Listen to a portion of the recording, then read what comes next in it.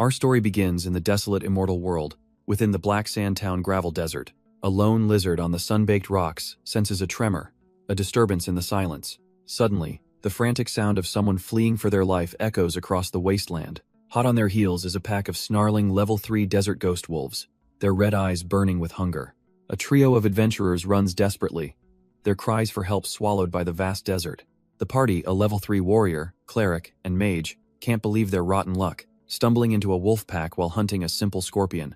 Their leader spots a sliver of hope. Sandstone trees up ahead that the wolves can't possibly climb. But she knows these creatures are relentless. Once they've chosen their prey, they never give up the chase. Already wounded, and with their gear damaged from a previous battle, a grim thought crosses their minds: is this where they die? And in that moment of despair, their mage loses her footing, her scream of terror signaling the end of the line. Her friends can only scream her name, Xiao He, as the beast closes in. A desert ghost wolf, jaws wide, lunges for the fallen mage, but just as its claws are about to connect, a blur of motion slices through the air. An impossible flash of light and steel erupts, striking the wolf mid-pounce. The creature is sent flying, a massive sword now embedded deep in its neck. It collapses to the ground, its life extinguished in an instant. The pink-haired mage stares in disbelief at the bloodied sword, then looks up. Who just saved her? A mysterious figure in a tattered cloak stands over her, his identity completely hidden. Her mind reels with confusion, but then a system window pops up, revealing her savior's status. Level 1. A level 1 rookie? She looks up to see a young man with cold red eyes, now facing the entire wolf pack alone. He scoffs internally. To him, level 3 monsters are hardly a threat. Enraged by their fallen packmate, the remaining wolves lunge forward. Yezun tightens his grip on the hilt of his sword, ready for them. In a flash, he explodes forward, crackling blue energy swirling at his feet. The beasts leap through the air, jaws wide and claws ready to tear him apart.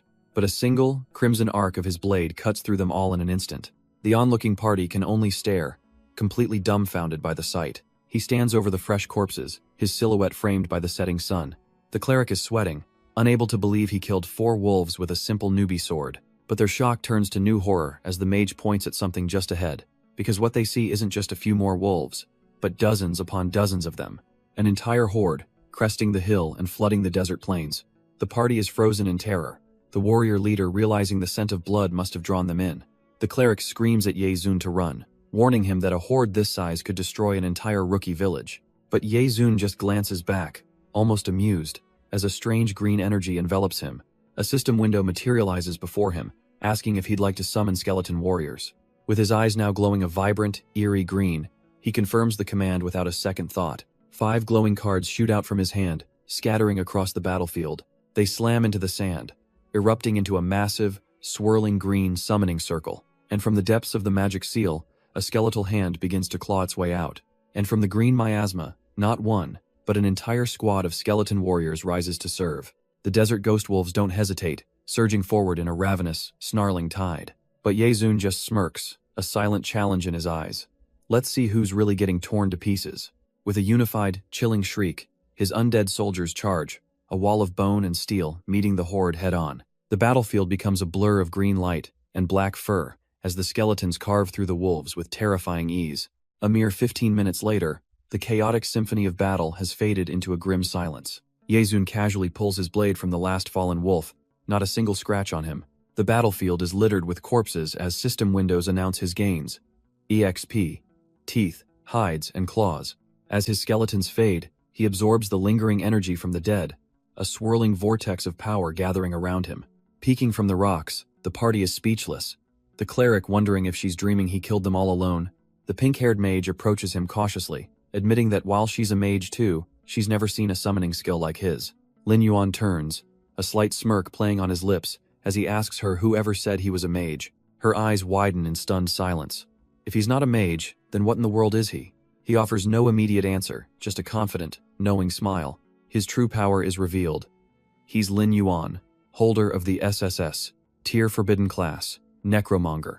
He's a reincarnator, and he remembers it all, starting 3 years ago when a mysterious magic planet appeared next to Earth. Then, 3 months ago, the world was shaken by the launch of a hyper-realistic VR game called Immortal World. Inside the game, humanity learned to fight, gaining classes and leveling up against hordes of monsters. But soon, the game bled into reality, with some people gaining their in-game abilities, becoming the chosen ones. This new age also birthed a terrifying threat. Cultists who brought their dark powers into the real world to kill and terrorize. And those cultists, they brought nothing but chaos and destruction to the real world. Lin Yuan remembers it all too well, because his own parents died in that catastrophe. Humanity gathered its strength for one last stand, but in the end, they were utterly defeated. He too fell in that final hopeless battle, his life snuffed out by the overwhelming power of his enemies. But then, impossibly, he found himself back at the very beginning, reincarnated to the moment he first logged into the game. This time, the system bestowed upon him a unique, forbidden power, the SSS, Tier Necromonger class. With this second chance, his eyes burn with cold fury. He will level up faster than anyone to protect his world. The memory fades, and he's back in the desert, kneeling beside the corpse of a fallen wolf. He reaches a hand out over the dead creature, a new, dark power at his command. A sinister green aura begins to flow from his fingertips, seeping into the lifeless body. A system prompt appears, asking if he wants to use Dark Summon on the field of wolf corpses. He accepts without hesitation, and a malevolent green light ignites in the eyes of the dead. The fallen wolves rise again, reborn as ghost wolf zombies, inheriting their original levels and skills. Not only that, they gain a new skill, Body of Death, making them immune to most debuffs. He then recalls his other unique talent, a personal dimension he can access called Hell's Gate. This gate is his private barracks, a place to store his undead army, and its capacity grows with his level. With a silent command, the massive, chained gates begin to crack open, unleashing a vortex of green energy. His newly created zombie wolves step out from the portal, ready for his command.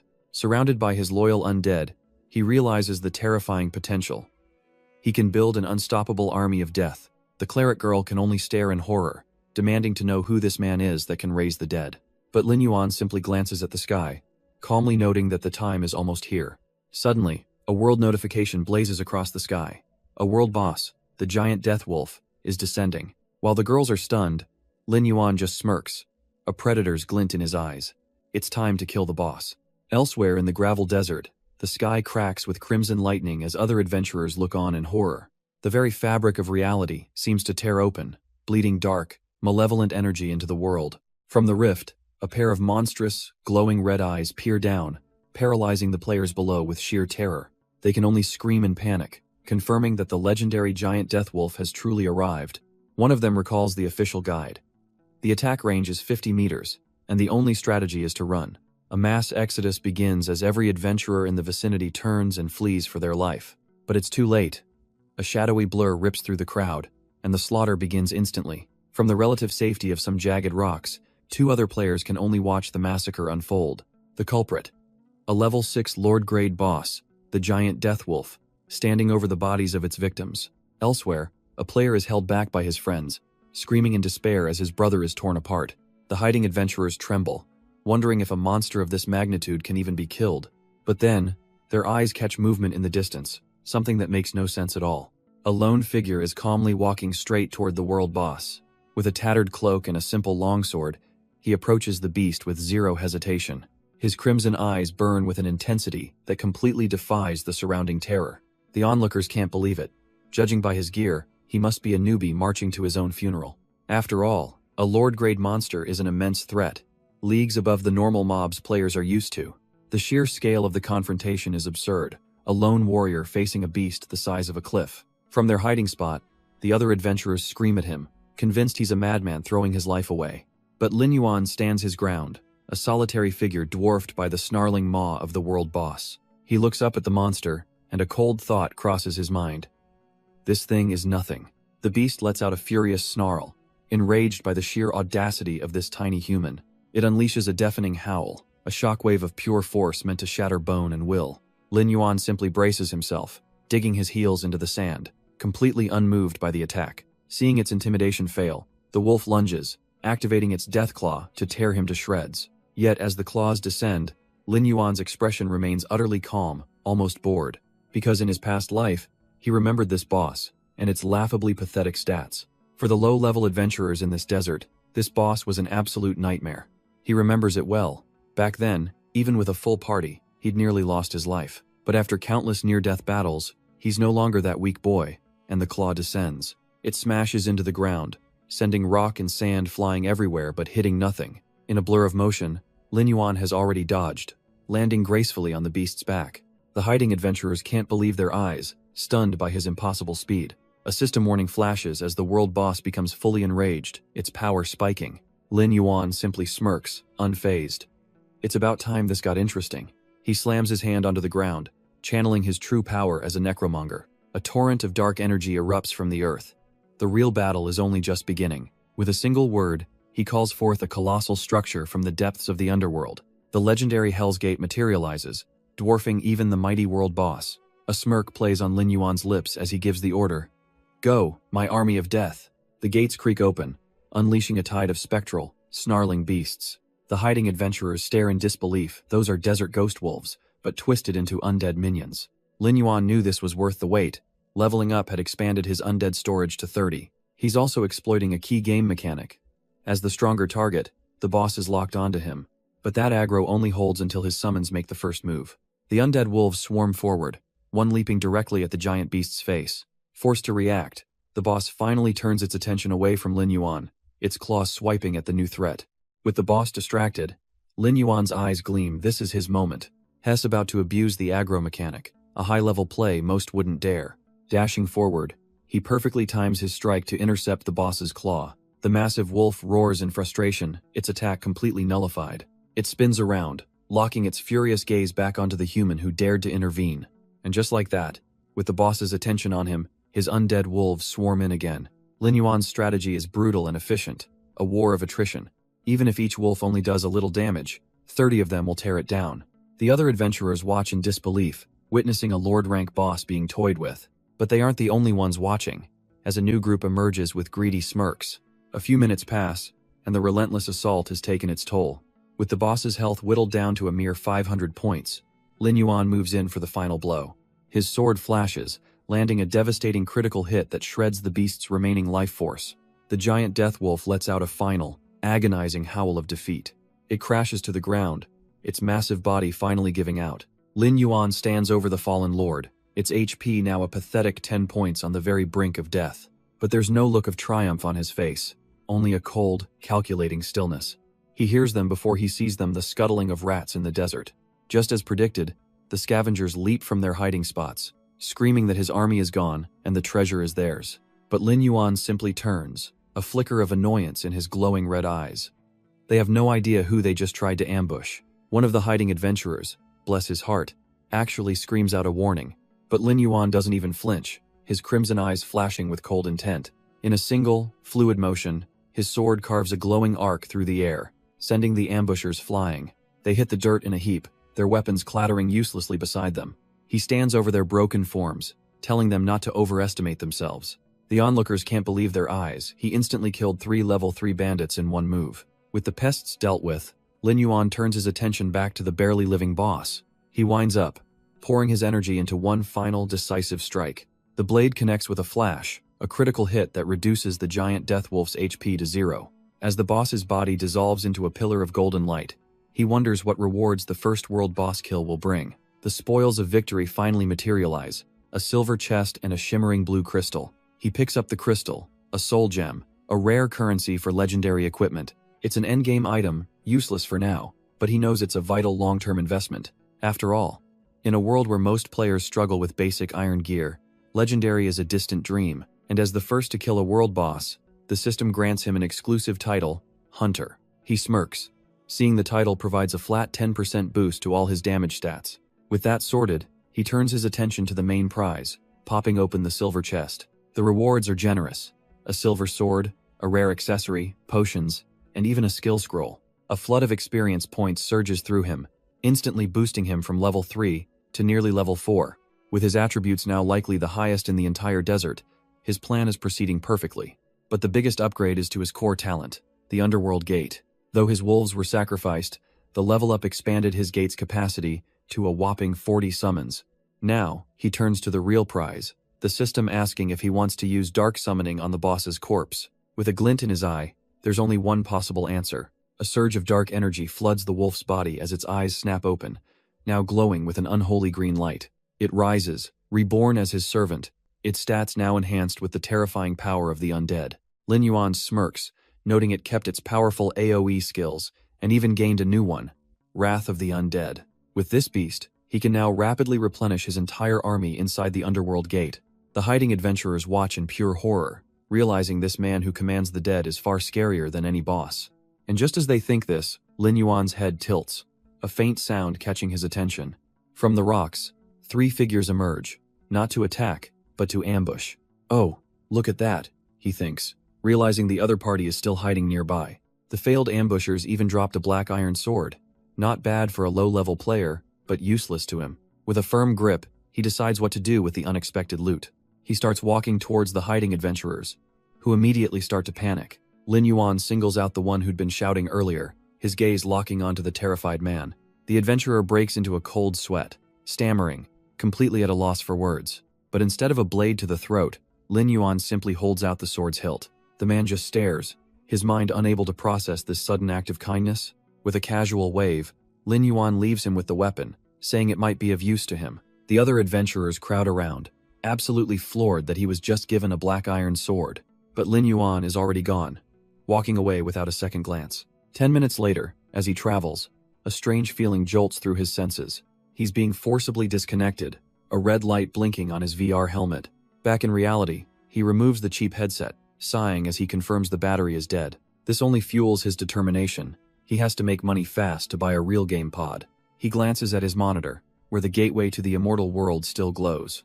It's a hyper-realistic holographic game, with different login regions based on country. Each region contains its own unique kingdoms, from desert empires to frozen wastelands, and even specialized zones like the massive, sprawling tidal island. Back at the character creation screen, Lin Yuan is presented with the choice of his starting zone. He knows that to change his fate, he must make the exact same choice as his past life. Without hesitation, his finger lands on the West Desert ancient country. He's betting everything on a secret he discovered just moments before his previous death. He remembers it vividly, being crushed under rubble, helpless and alone. But in those final moments, a mysterious cloaked figure had appeared. His eyes widened in shock as he recognized the emblem on their cloak. This person was a player, yet they stood at the center of the world-ending calamity. It was a yellow sapphire, the mark of the ancient Western Desert Kingdom's guild. And with his dying breath, he realized the first follower of the demonic war sovereign was a human. That first follower, he recalls, was the key to summoning the evil sovereign to their world. But now he has a chance 3 whole years to find and eliminate this traitor before it's too late. His only lead is the haunting memory of that golden yellow sapphire emblem.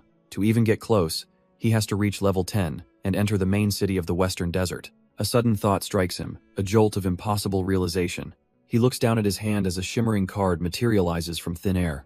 It's a skeleton card. He can't believe he actually summoned an item from the game into reality. He remembers a legend. Certain players could bring their powers into the real world. They were called the Chosen, humanity's last line of defense in his previous life. A confident smirk spreads across his face. His forbidden ability, Soul Reaper, is no ordinary power. A sudden noise breaks his concentration, pulling him back to the present. He glances at the clock on the wall, and a crucial date hits him like a lightning bolt. Suddenly, he's no longer in his room, but sitting at a dinner table with his parents, who look at him in disbelief. With a smile he hasn't worn in years, he presents a meal he cooked himself. His mother nudges his father, urging him to eat, surprised by this rare gesture from their son.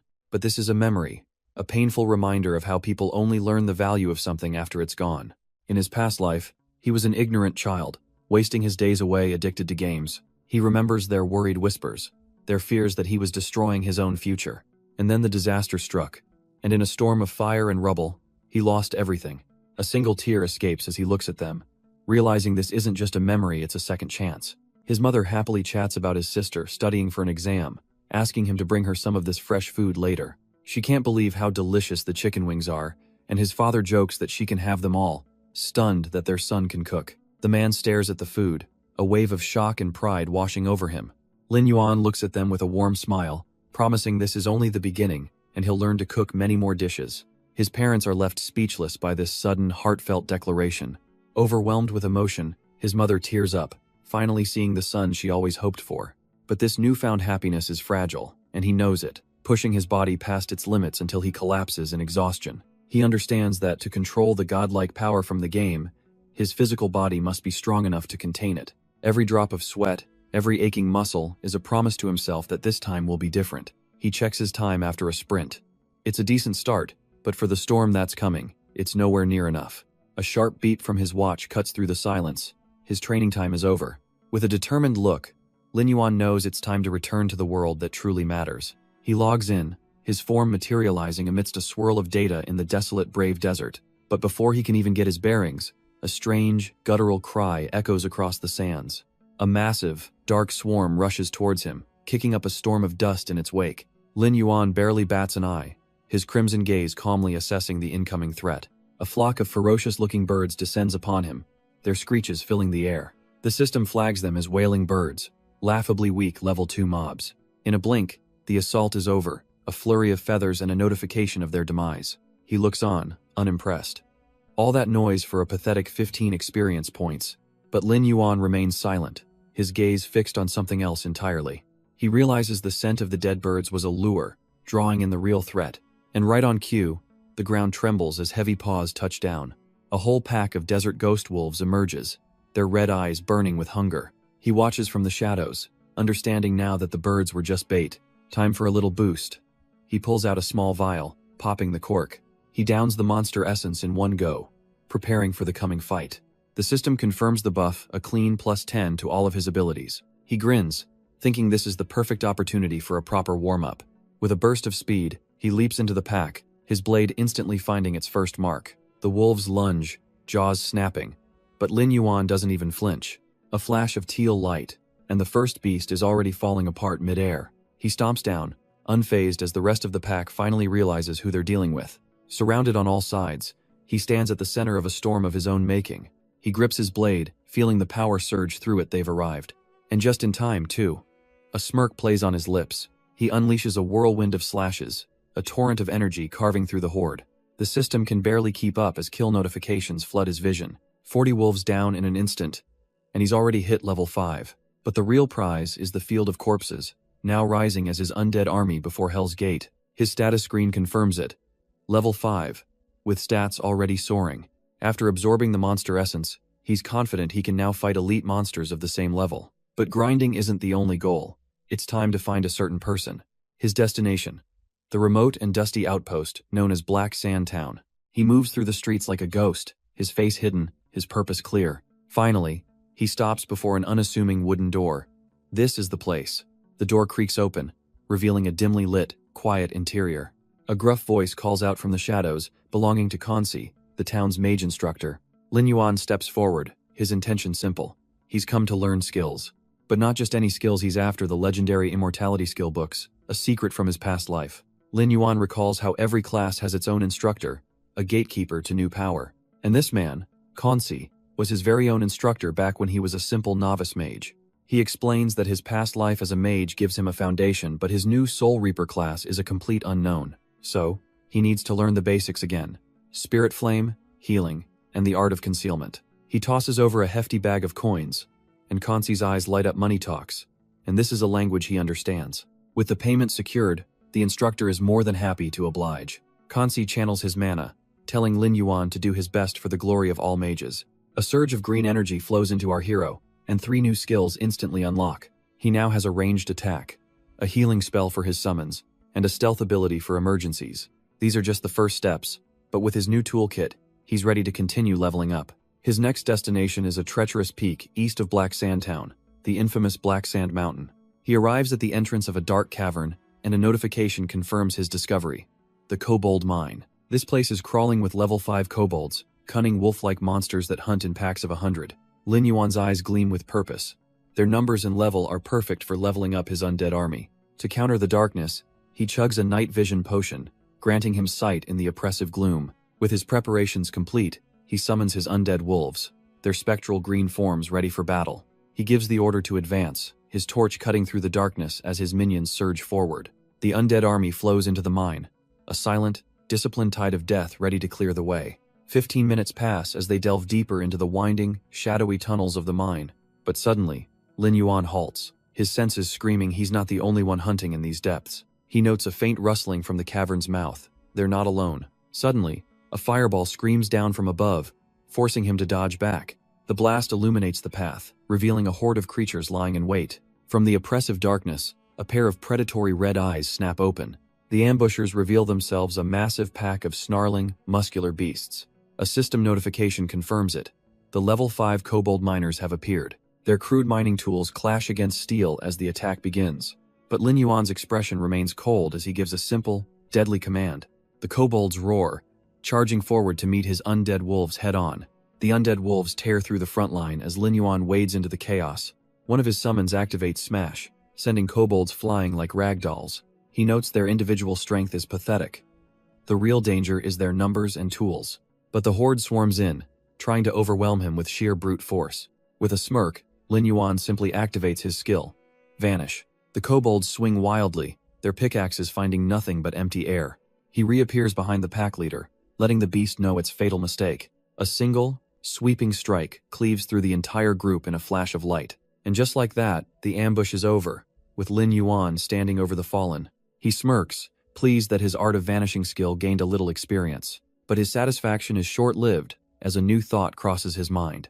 The kobolds rise as his undead servants, but he knows their base attributes are pathetically weak. These new undead kobold mine workers are just too low level. Grinding them up will be a chore. He gives them a new purpose. They will take over the mining duties from his ghost wolves. With his new workforce established, he and a few guards continue their search for the mine's leader. Suddenly, he stops dead in his tracks, sensing something. His eyes land on a peculiar side path, a wall dotted with strange, perfectly round tunnels. An unexpected discovery, and his instincts tell him this is no ordinary cave formation. The air in the side tunnel is still, but those strange holes hint at something lurking within. A smirk plays on Lin Yuan's lips as a wisp of green flame ignites. He's found his prey. With a flick of his wrist, he obliterates a few worthless mudslimes hiding in the muck. But they were just distractions. His gaze locks onto a pair of glowing red eyes in the darkness. Flanked by his new undead kobold guards, he confidently strides toward the true threat. A level 6 elite kobold overseer emerges from the shadows, cracking a vicious whip. The scene shifts, reminding us of the natural order. A wolf, the predator, catches its prey. But even the strongest hunter can be hunted, as a serpent silently stalks the feeding wolf. Because in this world, there is always a greater danger, and the predator can become the prey in an instant. The kobold overseer leaps forward, a blur of muscle and fury, ready to crush its target. But as the dust billows, the scene shifts to a stark reminder that sometimes, the true hunter masterfully disguises themselves as the prey. And in this cave, the real predator's eyes are glowing with absolute confidence. Lin Yuan stands ready, his weapon already humming with dark energy. He lets the beast get just close enough. A smirk playing on his lips, he's got him. With a single, fluid motion, his spiked weapon lashes out, ensnaring the overseer's arm. He yanks hard, slamming the once intimidating elite monster face first into the ground. The overseer can only roar in pain and shock. The beast can only stare up in utter disbelief, its pride shattered in a single move. But Lin Yuan offers no time for recovery, bringing his foot down with crushing finality. A sickening crunch echoes as the elite monster's head simply ceases to exist. With the leader dispatched, he turns his attention to the angry growls echoing from the darkness. And as he scans the shadows, there isn't a shred of fear in his eyes. He's met with a sea of glowing red, an entire army of kobolds pouring out of the cavern. A new overseer cracks its whip, sending the whole pack into a bloodthirsty, buffed-up frenzy. 50 of them? Lin Yuan almost smirks. A decent number, but his own followers are a perfect match. With a surge of green energy, he calls them forth, ready to unleash his undead legion. A wave of his hand summons forth his pack, the desert ghost wolves rising from the shadows. A cruel smile touches his lips as his alpha summon's eye glints with malice. The hunt is on. He points, giving the order, and the giant death wolf lets out a bone-shaking roar. It crashes into the kobold horde, a blur of shadow and fury that sends bodies flying. This isn't a battle. It's a one-sided slaughter, the Lord-grade beast tearing through them with ease. Gathering its power, the wolf unleashes a demonic howl, a shockwave of pure terror. The entire pack of kobolds freezes, caught in a state of stun and severe bleeding. Lin Yuan's eyes narrow, seeing the perfect opportunity he's created. With a final, chilling command, he sends the rest of his wolves to finish them off. The system chimes with a flood of notifications, confirming the slaughter and a satisfying level up to 6. But for a necromonger, death is merely a resource, and green energy erupts from the corpses. The fallen kobold supervisors rise again, now level 6 elites bound to his will. He immediately puts his new puppets to work, blocking the escape route for any stragglers.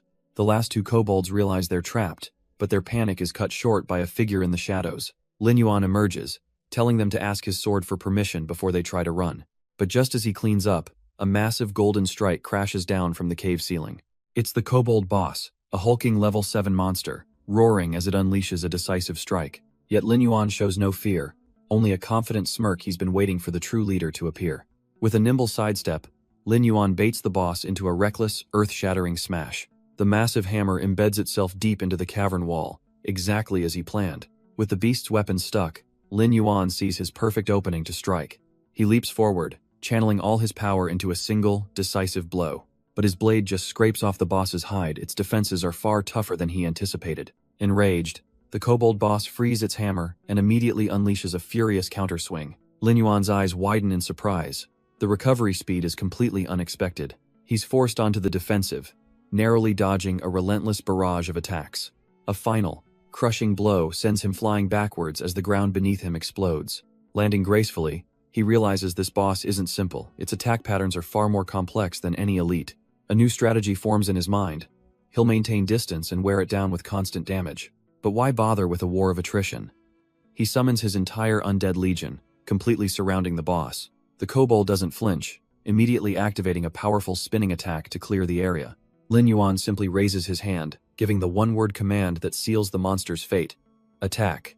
His desert ghost wolves are the first to crash into the boss, a tide of shadowy claws and fangs. Then, the giant death wolf lets out a deafening roar, activating Undead's wrath to empower the entire army. Glowing with newfound power, his minions tear into the boss, their critical hits landing one after another. He watches calmly, as his perfectly coordinated legion pins the Lord-grade monster in place.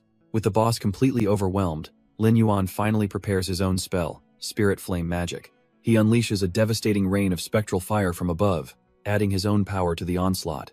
And just as he remembered, the kobold boss's magic resistance is practically non-existent. Roaring in absolute fury, the monster is finally pushed past its breaking point. It swings its colossal hammer with wild abandon, trying to flatten the tiny figure before it.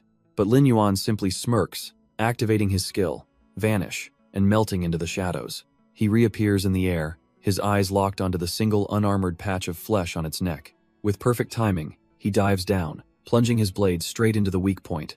The sword sinks deep, a clean and brutal strike right where it hurts the most. A massive critical hit lands, and the beast screams in pure agony. Lin Yuan effortlessly kicks off, creating distance while the boss stumbles back, wounded. With a confident smirk, he beckons it forward, ready for the final dance.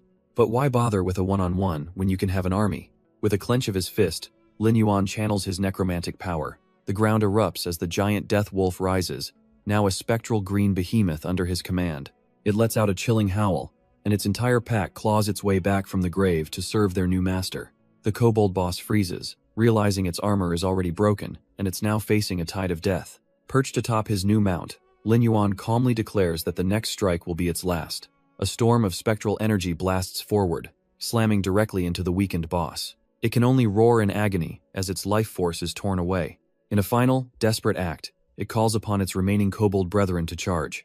But Lin Yuan just watches, utterly unimpressed, dismissing their final stand as a pointless struggle. The kobold boss crumbles under the assault, its life fading as kill notifications fill the air. In a final, panicked move, it turns to flee, but a cloaked figure is already there to block its path. Lin Yuan reveals his face, a cold smirk playing on his lips as he questions where the boss thinks it's going. He grips his spectral blade, deciding right then and there that its life is forfeit. With a burst of green energy, he leaps forward, sword poised for a finishing blow. The blade sings through the air, slicing cleanly through the chieftain's neck in a flash of red.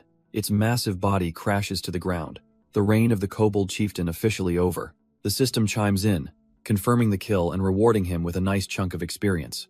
In fact, the experience is so massive that a cascade of notifications floods his vision, culminating in a level up. He calmly pulls up his status screen, noting his new power at level 7 with quiet satisfaction. He's already planning his next move. Reach level 10 and head for the main city. Better yet, his skills have also leveled up, doubling their effectiveness. Just then, a shimmer of light catches his attention. The kobold chieftain's body dissolves, leaving behind a bronze treasure chest. Without hesitation, he reaches out to claim his prize. A golden light flares as the chest begins to open. The loot screen explodes with items: a pouch of gold, a torch, a mask, and a particularly interesting pair of shadow gloves. He can't believe his luck, a silver-grade weapon from a mere bronze chest. Meanwhile, elsewhere, the leader of the Bloodscar Guild stands over a field of slaughter. He boasts about their recent training, easily wiping out 30 wolves, while his brother, the vice leader Huang Feihu, smirks with confidence. Their guild members are quick to sing their praises, completely in awe of their leader's combined might. But Feihu's mood sours, bitterly complaining that if it weren't for that upstart Lin Yuan, they'd already have the world boss kill. And as if the universe itself was mocking him, a system announcement blazes across the sky. The giant wolf has just been killed by Lin Yuan. Feihu absolutely loses it, vowing to crush the lucky scoundrel. But his older brother, Feilong, calmly tells him to cool his head. The guild leader is far more pragmatic, recognizing Lin Yuan's tyrannical strength and suggesting it's better to recruit him than fight him. With that, Feilong decides to scout a nearby kobold dungeon, ordering the rest of his guild to stay put and recover. Feihu, however, is left stewing in his own resentment, feeling humiliated by his brother's scolding. He makes a dark promise to himself. One day, he'll take Lin Yuan's head and prove to his brother who the truly strong one is. But his brooding is cut short as one of his men tries to get his attention, pointing at something just ahead. Feihu's bitter thoughts are interrupted as he's told to look at something. His eyes narrow, focusing on a lone silhouette moving through the woods. It's a solitary female mage, seemingly an easy, isolated target. A wicked grin spreads across Feihu's face. He's just found the perfect outlet for his rage. They quickly surround her, cutting off any chance of escape. Meanwhile, miles away, Lin Yuan is busy admiring his new level 7 undead kobold chief. His progress is cut short by a panicked voice telling him to stay back. He looks over to see the mage, cornered and desperately trying to fend off her aggressors. Feihu looms over her, mockingly commenting on his luck at finding such a beautiful girl all alone. With a predatory gleam in his eye, he tells her not to worry, she'll just have to entertain them for a while. The cornered mage makes a final stand, warning him that if he comes any closer, she'll attack. Feihu just laughs, effortlessly kicking her staff from her hands. He grabs her by the hair, sneering at the idea that a mere mage could possibly harm them. Pinning her to the ground, he tells her to stop her foolish struggling. Her resistance only seems to fuel his sick excitement, his face twisting into a predatory leer. He raises his fist to strike her down, her eyes squeezed, shut in terror. But the blow is stopped dead in its tracks, a look of pure shock replacing Feihu's grin. An armored gauntlet has intercepted his punch, belonging to an unseen hero. With a sickening crunch, the force of the counter sends the vice captain flying. His guild members can only scream in disbelief as their leader is brutally swatted away.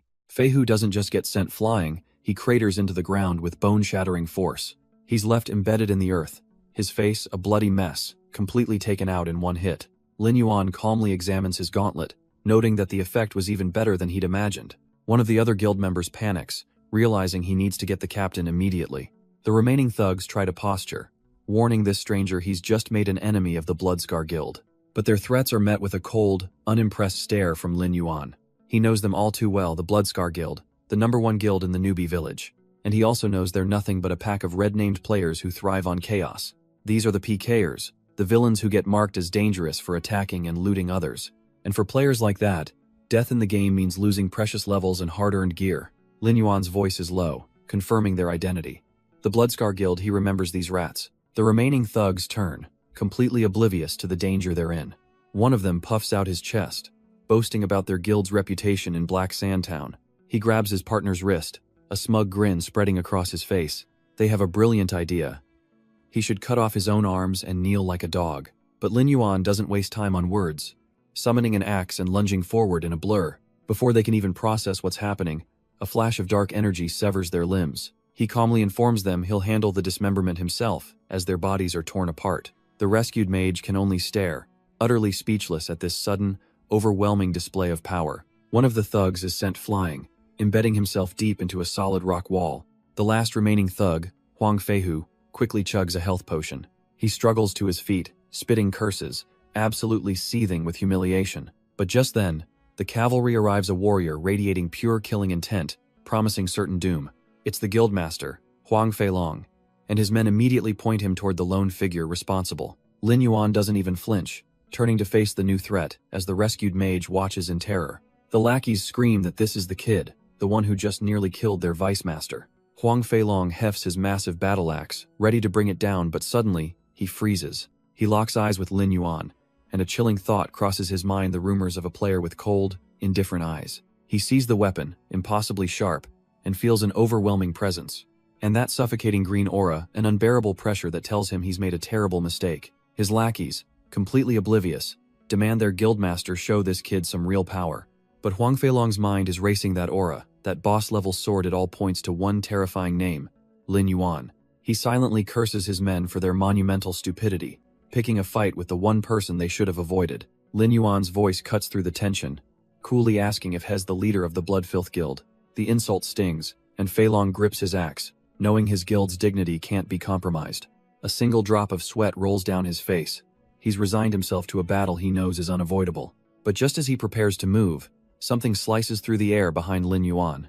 The mage he just saved screams out a warning, pointing frantically behind him. It's Huang Feihu, lunging from the shadows with both blades aimed for a killing blow. His face is a mask of pure, vengeful glee, certain his surprise attack will finally end this. Seeing his brother's ambush, Huang Feilong roars, thinking this is the perfect chance to finish him. But in the chaos of their pincer attack, their target simply vanishes into thin air. The guild leader's face contorts in shock. He's swinging his axe at nothing, because Lin Yuan is already behind him, calmly summoning the undead kobold boss to the field. The massive creature lets out a guttural roar, its glowing green eyes fixed on its new target. With one devastating swing of its hammer, it swats Huang Feihu out of the sky, his sneak attack utterly crushed. Before Fei Long can even register what happened, a figure appears right in front of him. Lin Yuan's gaze is ice cold as he draws his blade, informing the warrior that his turn has come. All the bravado drains from Fei Long's face, replaced by the sheer terror of a man facing his end. And with a flash of brilliant cyan light, Lin Yuan unleashes his own merciless assault. The battle is over as quickly as it began, leaving Lin Yuan standing over the guild leader's broken body. He scoffs, thinking to himself that a guild this weak didn't even qualify to be taken seriously. A system warning flashes, notifying him that he's gained 2 sin points for killing another player. But this is nothing to him. He knows the points will vanish in a week, as long as he behaves. Nearby, the mage he rescued spots the last of the Bloodscar members fleeing over the dunes. Lin Yuan coolly dismisses them, telling her there's no need to chase after such insignificant insects. He calmly walks over to the other brother's body as it pixelates into nothing, leaving behind his loot. A silver axe, twin blades, and a dagger. Not bad, he muses. They'll fetch a decent price. Just as he finishes his assessment, he hears a soft step behind him. The mage approaches, her eyes full of gratitude, and asks for the name of the man who saved her. He pauses, his face shadowed, and considers her question for a moment. But he doesn't give her a name, he gives her a prophecy. A promise that she'll one day see it at the top of the world's rankings. The mage is left utterly speechless, her mind reeling. The top 10? The sheer audacity of his claim is staggering. She desperately calls out, pleading to join him, but he's already turned his back, leaving her behind without a second thought. His path leads him deeper into the desolate, wailing desert, a lone figure against an endless sea of sand. But he's not alone for long, as the ground suddenly erupts in a violent spray of dirt right in front of him. A monstrous wailing thunder scorpion, a level 60 beast, bursts from the sand, ready to strike. Yet, against this overwhelming foe, Lin Yuan shows no fear, drawing his blade with cold, deadly precision. In a flash, he becomes a whirlwind of motion. His strikes a blur of teal energy against the creature's tough carapace. His eyes gleam with focus as he completely overwhelms the high-level monster in a flurry of devastating attacks. The desert becomes a maelstrom of his power, tearing through scorpion after scorpion. After slaughtering 60 of them, a notification confirms his success. He's now level 8. But this grind wasn't random. It all started 2 days ago in a dimly lit hall. A mysterious old alchemist named Emor had approached him, finally meeting the hero he was looking for. This meeting triggered a special quest: gather 100 paralysis herbs from the Wailing Desert. Lin Yuan accepted instantly, a knowing smirk on his face, because he knows what's coming. A special dungeon will soon open, one packed with deadly thunder-based monsters. The demand for thunder resistance potions will explode, their price soaring into the thousands of gold coins. And the reward for completing Emor's quest is the exclusive recipe for that very potion. This is a one-time opportunity, as the alchemist is set to retire forever after this quest is done. And so, with a single tap, Lin Yuan locks in his future fortune. His target: paralysis herbs, guarded by level 60 wailing thunder scorpions. But for him, these monsters are no threat, just a perfect chance to level up his new gathering skill. He gets to work, his proficiency climbing with every herb he plucks from the sand. With the outer edges cleared, he decides to venture a little deeper into the desert. He takes a step, but suddenly stops, feeling a strange vibration from below. The ground begins to tremble violently beneath his feet. A massive, crystalline stinger erupts from the sand, aiming to impale him. But Lin Yuan's reaction is instant, his blade already flashing with a silver-cutting strike. He launches himself into the air, a blur of motion closing in on his ambusher. His eyes narrow, locking onto the massive creature before him. The system blares a warning. A mutated crystal demon thunder scorpion has appeared. A quick scan confirms it's a level 10 monster, far stronger than anything else in this area. But instead of fear, a confident smirk spreads across Lin Yuan's face. He decides this is the perfect opponent to test his silver-cutting strike for the first time. With a surge of power, he brings his glowing blade down on the beast's head. The attack connects with a deafening screech of metal on crystal. He's perched on its back, realizing its armor has no gaps to penetrate. Before he can react, the boss activates its skill, unleashing a paralyzing thunderstrike. Blinding blue lightning engulfs him, yet he just grins, completely unfazed by the assault. The scorpion follows up with a venomous needle stab from its tail, but Lin Yuan is already in motion, leaping clear of the electrified beast. It whips its massive tail in a devastating arc, trying to swat him out of the air. He lands, realizing this thing is stronger than he expected. He needs a distraction. As the monster charges him down, a new strategy forms in his mind. With a smirk, he decides to even the odds and calls upon his undead forces. A sickly green light erupts as his army of kobolds rises from the shadows. The massive kobold boss leads the charge, smashing into the scorpion for a solid 200 damage. A flicker of annoyance crosses Lin Yuan's face. It wasn't a critical hit. The scorpion roars in fury, unleashing an earth-shattering claw attack that sends his minions flying. But Lin Yuan is far from finished, unleashing a volley of his upgraded soulfire. The ethereal green flames slam directly into the scorpion's tough hide. It's a relentless barrage, each hit chipping away at the monster's health.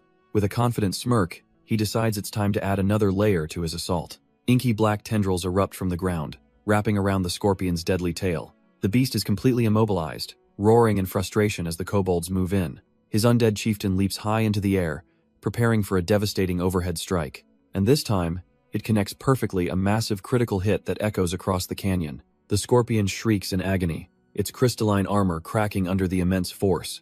The powerful blow culminates in a ground-shattering explosion of dust and debris. The dust settles, but the scorpion, though heavily damaged, is somehow still standing. Lin Yuan realizes its armor has no weak points. If he can't find a gap, he'll just have to make one. His hunter title kicks in, boosting his power, and with a cold glare, he decides to end this with overwhelming force. A condensed blast of pure dark energy hurtles towards the beast's head. It connects with a sickening crunch, shattering the seemingly impenetrable crystal shell. The scorpion can only let out one last pained shriek as the power tears through its body. With the monster defeated and the XP secured, Lin Yuan's real work begins. He reanimates the corpse, creating a far more terrifying undead version, the Thunder Scorpion Zombie. As the ground begins to tremble from an unseen force, he calmly turns to face the new threat.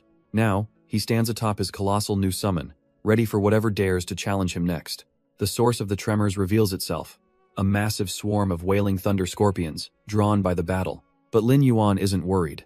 In fact, a faint smirk crosses his face. What perfect timing. He decides it's time to test out his new pet, commanding it to unleash a crystal thunderstorm. Vicious arcs of lightning erupt from the ground, frying the lesser scorpions and stunning the entire horde. While they're paralyzed, Lin Yuan leaps into the fray, his blade gleaming with cold light. He moves like a phantom through their ranks, his sword finding every single vital point with inhuman precision. One after another, the scorpion's tough crystalline shells are shattered by his relentless assault. With a final, sweeping strike, he finishes off the last of them in a blur of motion. As the dust settles, a cascade of notifications confirms his victory, pushing him all the way to level 10. His status screen updates, reflecting his newfound power and his forbidden necromonger class. Lin Yuan feels a surge of satisfaction, thinking how good it feels to level up twice in one go. The loot is even better, a full set of silver tier gear, more than enough to help his family. He stands over the field of fallen scorpions, his cloak whipping in the desert wind. With the area officially cleared, the system has one more surprise for him. A brilliant golden light envelops him as he receives a rare, gold-tier class skill book. He reaches for the ominous-looking tome, hardly believing what he's seeing. It's Dark Curse, a skill exclusive to his forbidden necromonger class. A small smile plays on his lips. He knows this is a stroke of incredible luck. The book dissolves into pure energy as the system automatically adds the skill to his database. A pillar of light erupts, confirming he has successfully obtained a powerful new ability.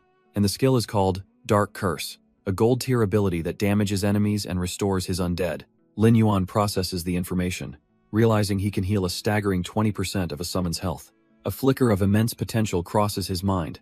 This is a game-changer for his army's durability. He turns to his Thunder Scorpion Zombie, currently sitting at 60% health, the perfect test subject. With a confident smirk, he decides to try it out, unleashing a torrent of restorative energy. The beam of dark magic slams directly into his undead behemoth.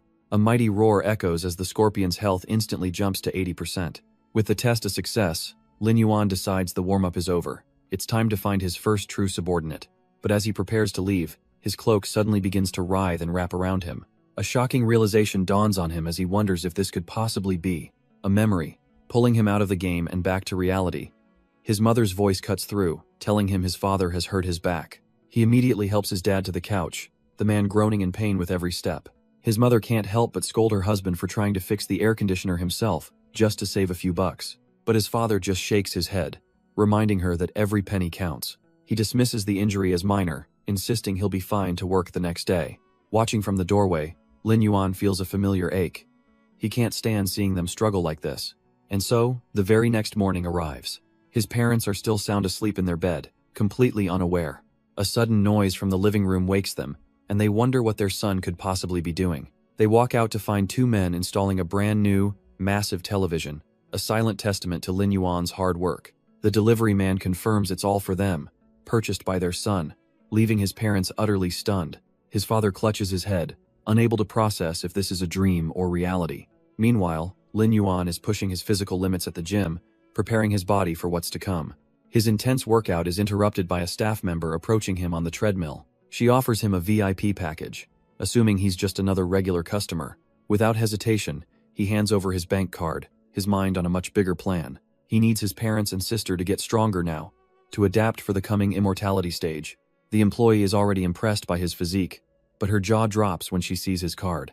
It's a premium VIP card, reserved only for those with over 5 million in their bank account. He takes a call, calmly telling his parents it's just prize money, and that he'll take care of his sister. The gym employee can only stare at the card, thinking this young man is truly something else. Meanwhile, at Shushui First High School, the final bell rings and students pour out onto the campus. Among them is a lone figure with long blonde hair, Lin Yuan's sister, Lin Tan.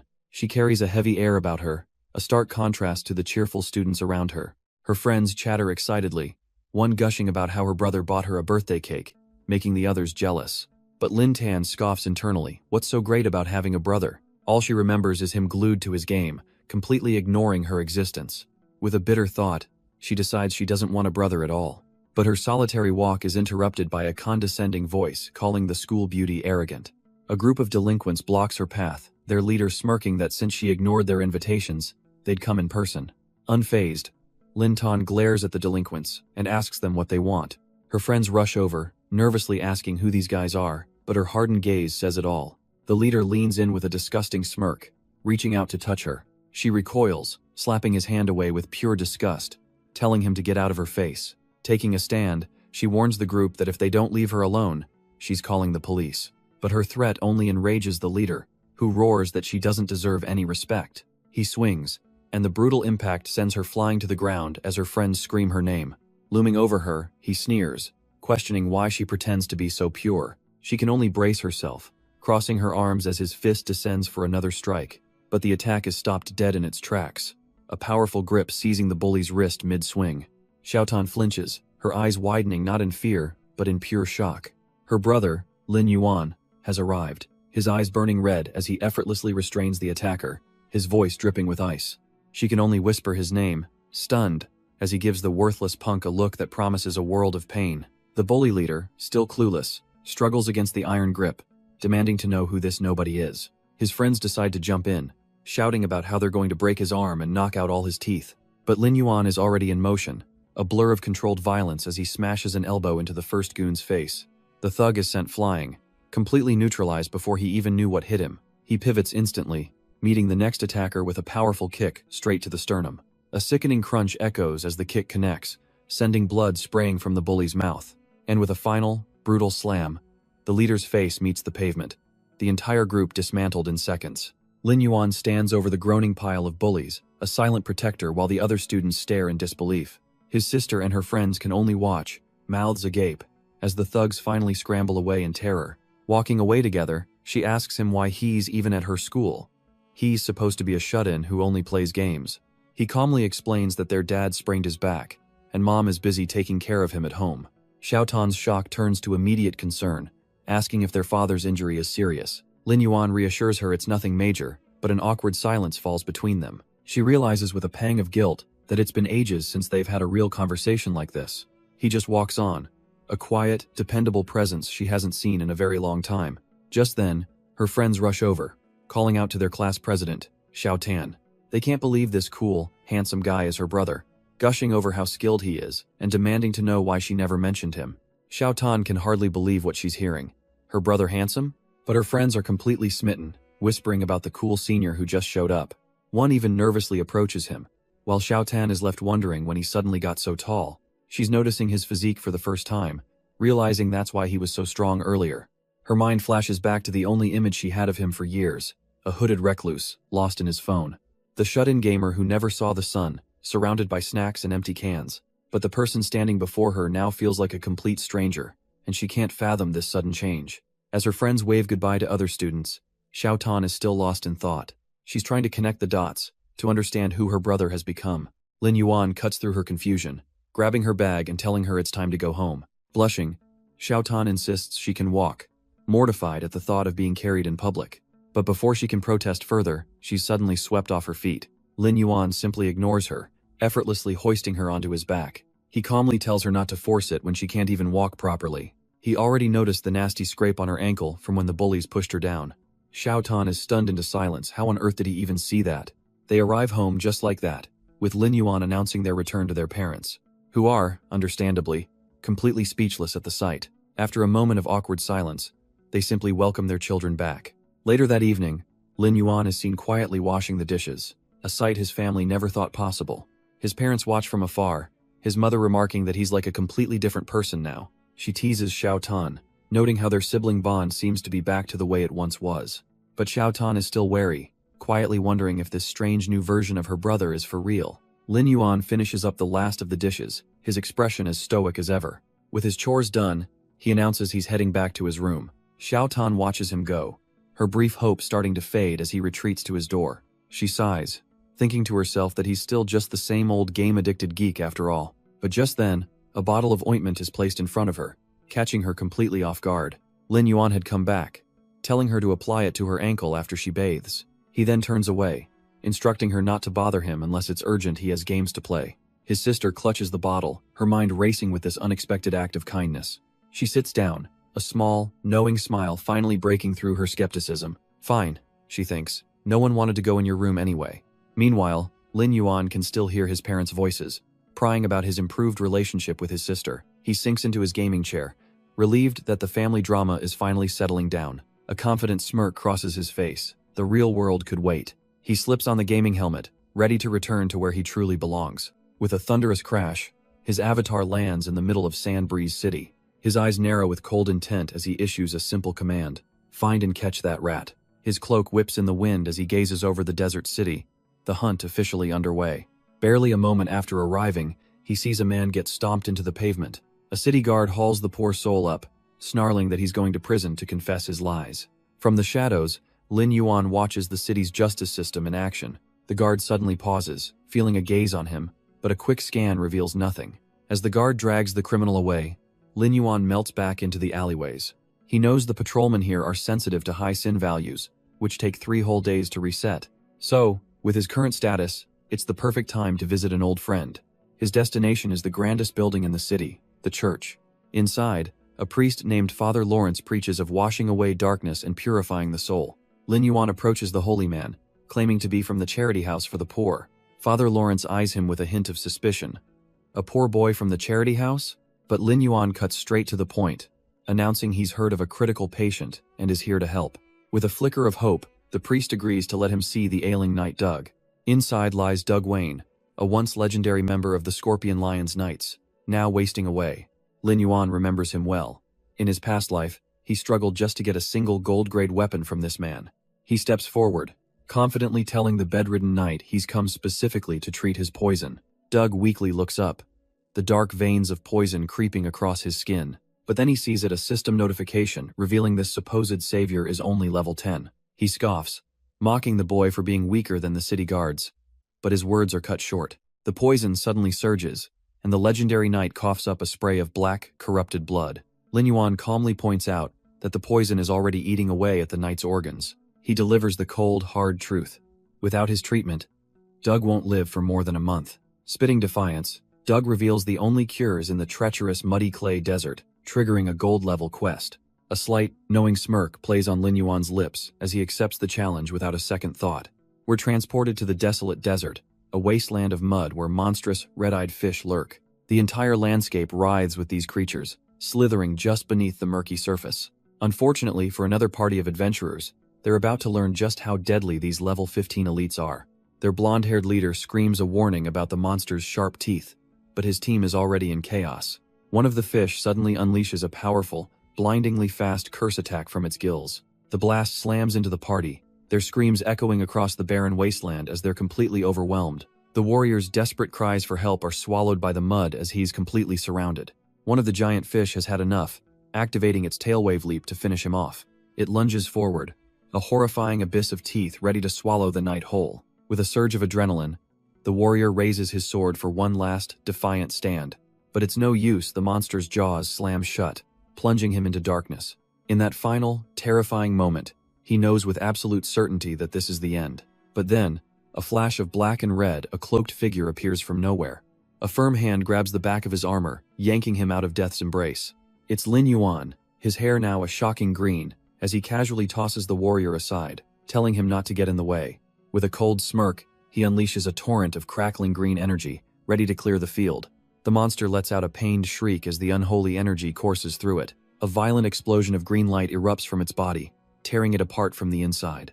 Lin Yuan lands with a soft touch, the residual power swirling at his feet as the warrior stares, dumbfounded. On his knees, the knight gasps for breath, the reality of his survival slowly sinking in. But his relief quickly turns to shock as he looks up at the cloaked figure who saved him. He can only watch in awe as this mysterious hero floats, wreathed in an impossible vortex of power.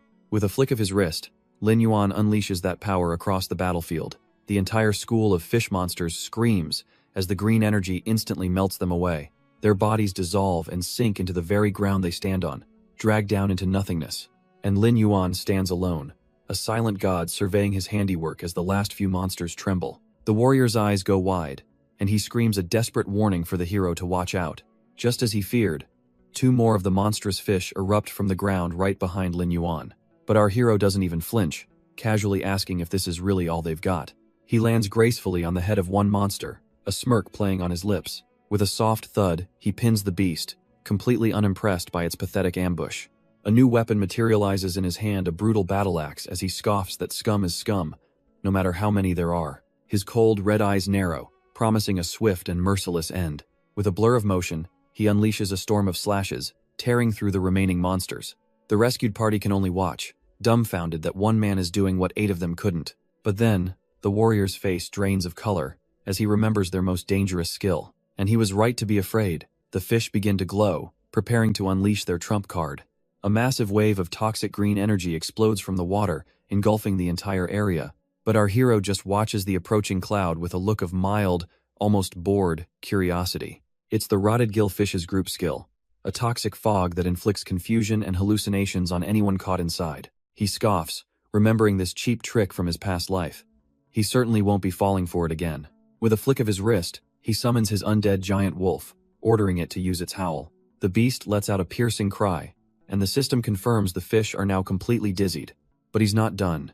He activates a special item, the Awakening Mask, to nullify the toxic fog itself. Now completely immune, he leaps into the fray, his blade gleaming and ready for the slaughter. His giant wolf follows suit, tearing into the helpless, stunned monsters with brutal efficiency. He descends like a reaper, a blur of green energy promising a swift end. His blade flashes, striking a vital point with inhuman precision. He carves through another, a whirlwind of steel and shadow, too fast to be seen. Again and again his attacks land, exploiting every weakness with cold efficiency. The rotted gillfish can only scream as he zips between them, a phantom dealing death. The last one tries to flee, burrowing pathetically into the sand to escape its fate, but Lin Yuan just scoffs at the attempt, summoning a massive battle axe. If it wants to play the role of an insect, he'll be more than happy to squash it. The axe comes down with crushing force, obliterating the ground in a blast of light. The blonde warrior and his companion can only stare, utterly impressed by the raw power on display. But just as the dust settles, the ground begins to churn with a massive mackerel swarm. Lin Yuan doesn't even flinch, simply giving the order to his thunder scorpion zombie. The undead monstrosity gathers power, preparing to unleash its devastating crystal thunder skill. With a blinding flash, a storm of violet energy erupts from its crystalline shell. The attack blankets the entire area, a full-scale bombardment aimed at wiping the swarm out. Shards of pure energy rain down, piercing through the tough scales of the fish monsters. Yet, even after the brutal assault, many of the creatures are still thrashing, wounded but not dead. One of the knights completely panics, thinking the attack failed, and they're about to be overwhelmed. Lin Yuan, meanwhile, casually steps forward and crushes one of the survivors under his boot. He glances back at the others, wondering whoever said his plan was to kill them all in one go. He pulls his hood down, his eyes glinting with cold calculation. This was only phase 1. The knights suddenly realized the scorpion's attack wasn't random. It targeted the female mackerel's stomachs. In the shadows, the uninjured male fish monsters watch their wounded mates, their eyes glowing with a feral light. The mage companion breaks into a cold sweat, his voice trembling as he realizes the horrifying truth. The entire swarm erupts into a cannibalistic frenzy, tearing each other to absolute shreds.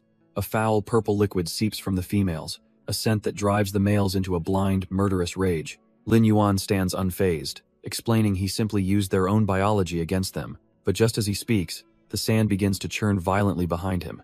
A survivor bursts from the ground, its massive jaws wide open, ready to swallow him whole. The beast lunges, but Lin Yuan doesn't even flinch, calmly facing down his own impending doom. The other adventurers finally realize this massive ambusher is a female mackerel. But for Lin Yuan, this is all going exactly according to plan.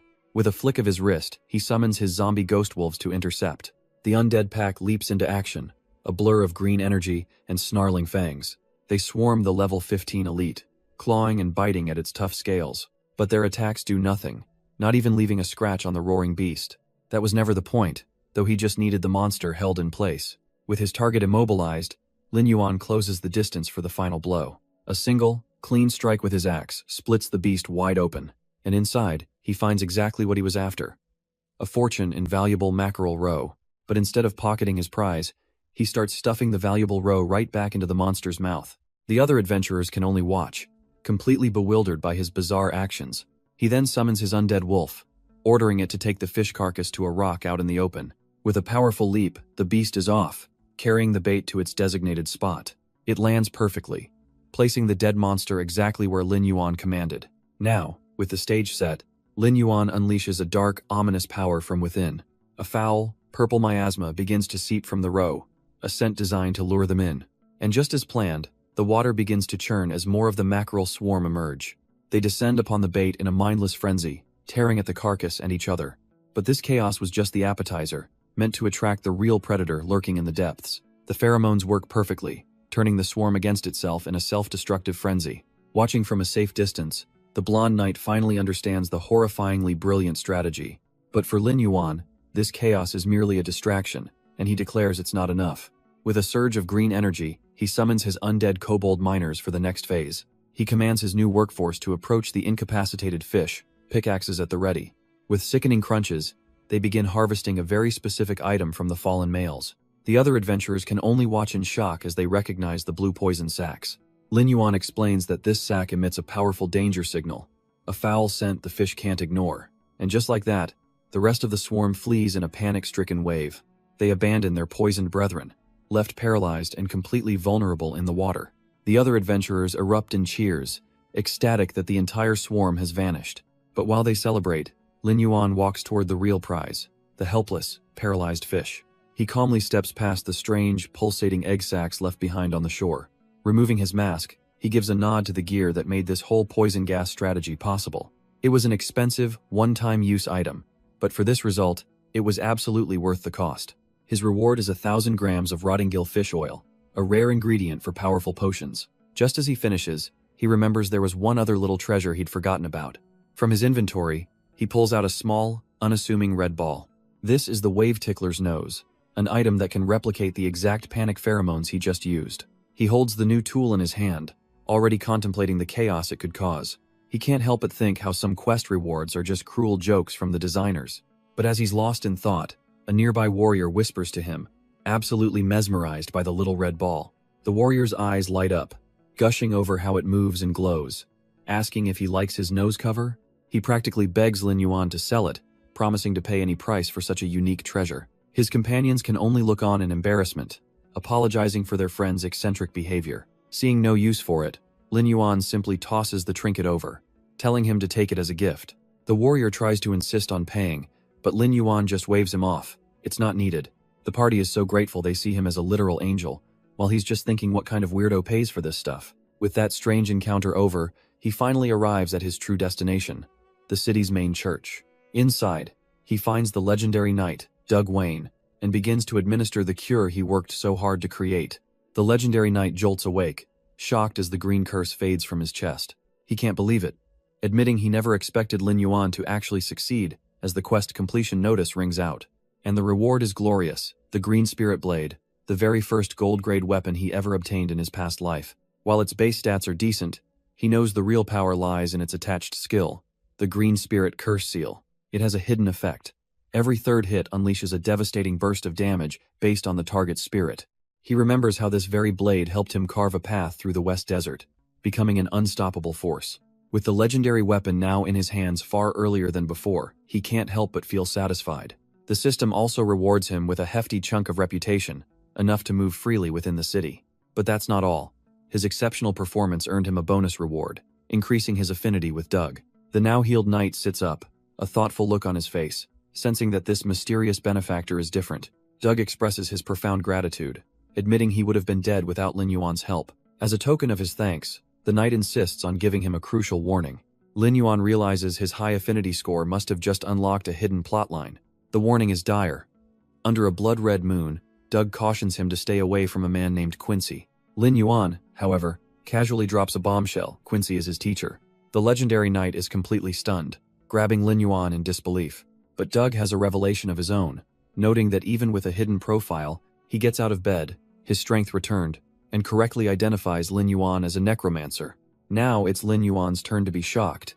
How could he possibly know a secret even Quincy couldn't see?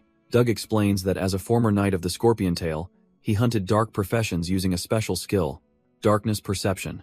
This unique skill, darkness perception, automatically senses necromancers, and the signal grows stronger with their power. Lin Yuan is taken aback. He never imagined a skill existed specifically to hunt his class. Doug clarifies that the poison had dulled his senses.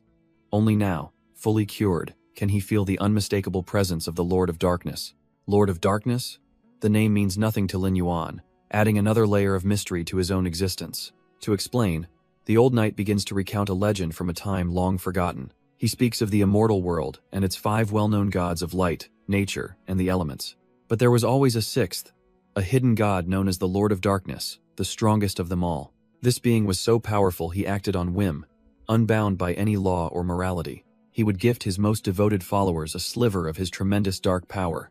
This gift twisted them, changing their class and creating the very first necromancers, bound to his will.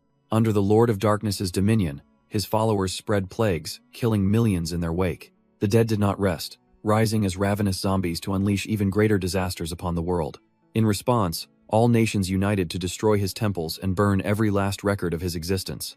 The necromancer class itself was branded as forbidden, a cursed power to be hunted down on sight. Doug then reveals his own painful history. He was poisoned by a necromancer, a curse that tortured him for a decade. It all clicks for Lin Yuan. In his past life, he never knew this secret history, and now he understands exactly why his class is marked forbidden. This changes everything.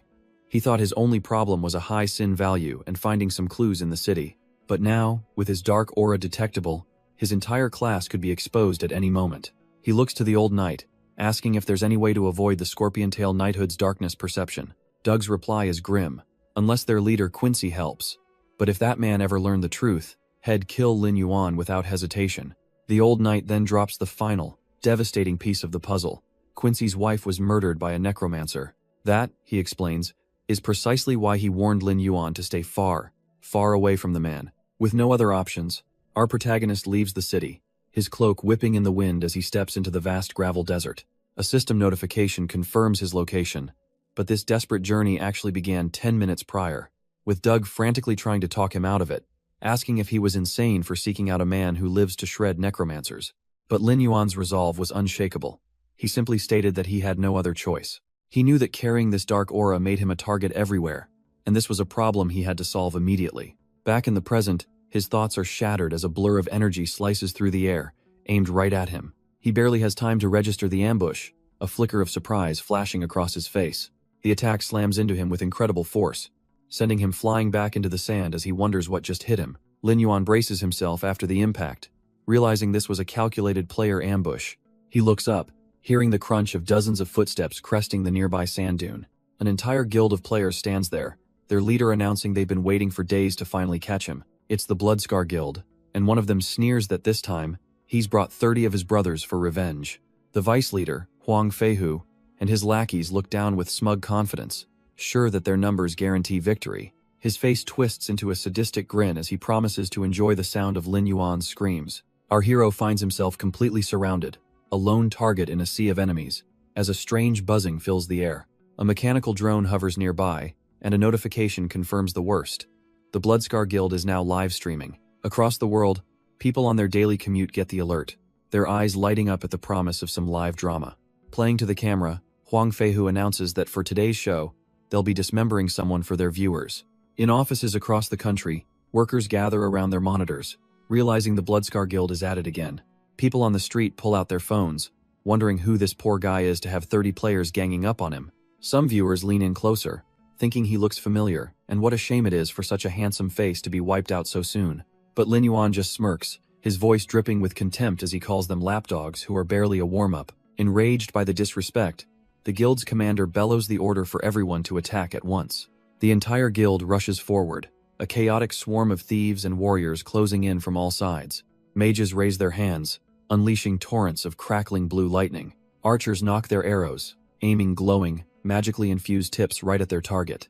From above, axe wielders and swordsmen leap down, a perfectly coordinated assault to crush him from every angle. But just then, a system notification pops up, giving him a 5-minute window to slaughter them all without penalty. Lin Yuan just scoffs. 15 minutes? That's enough time to kill them all 3 times over.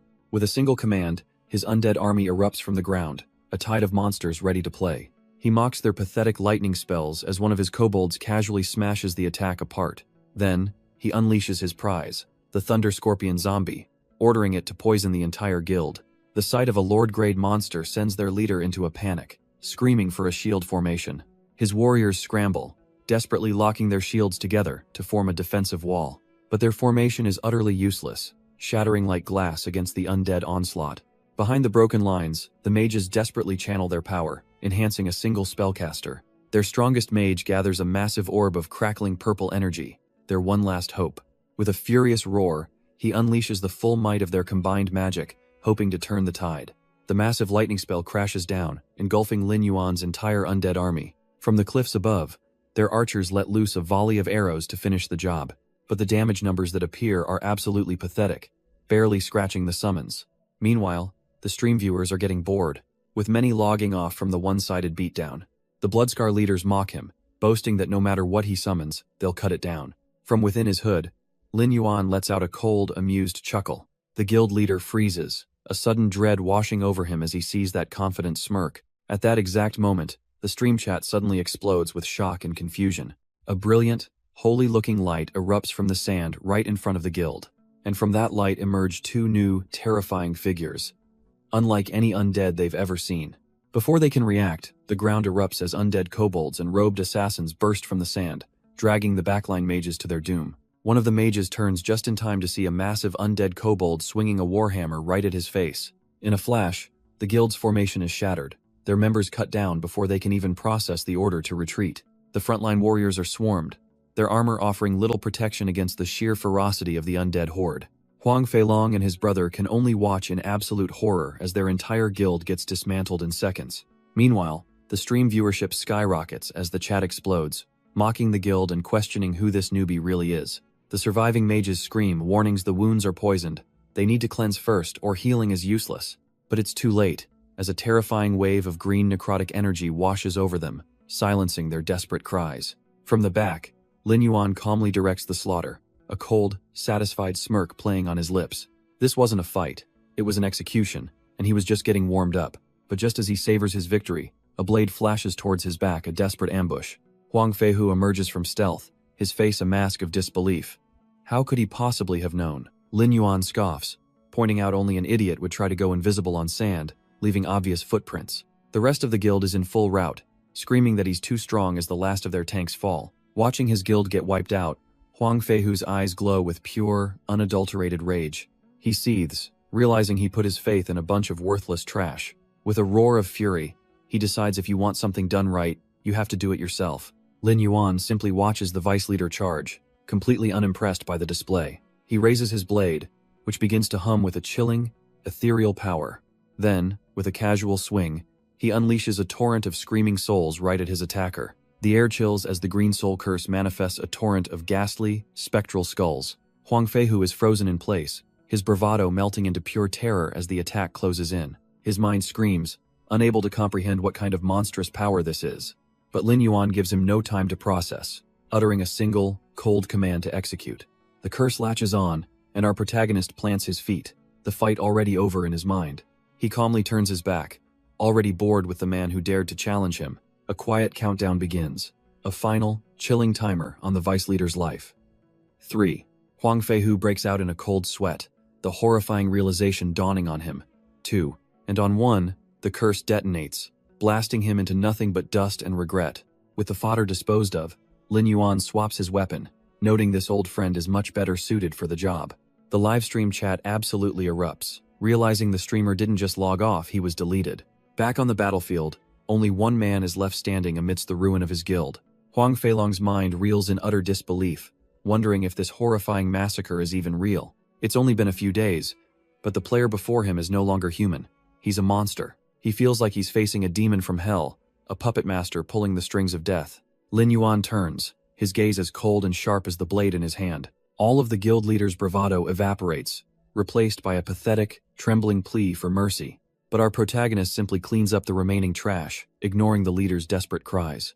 With the minions gone, he finally turns his attention to the last man standing.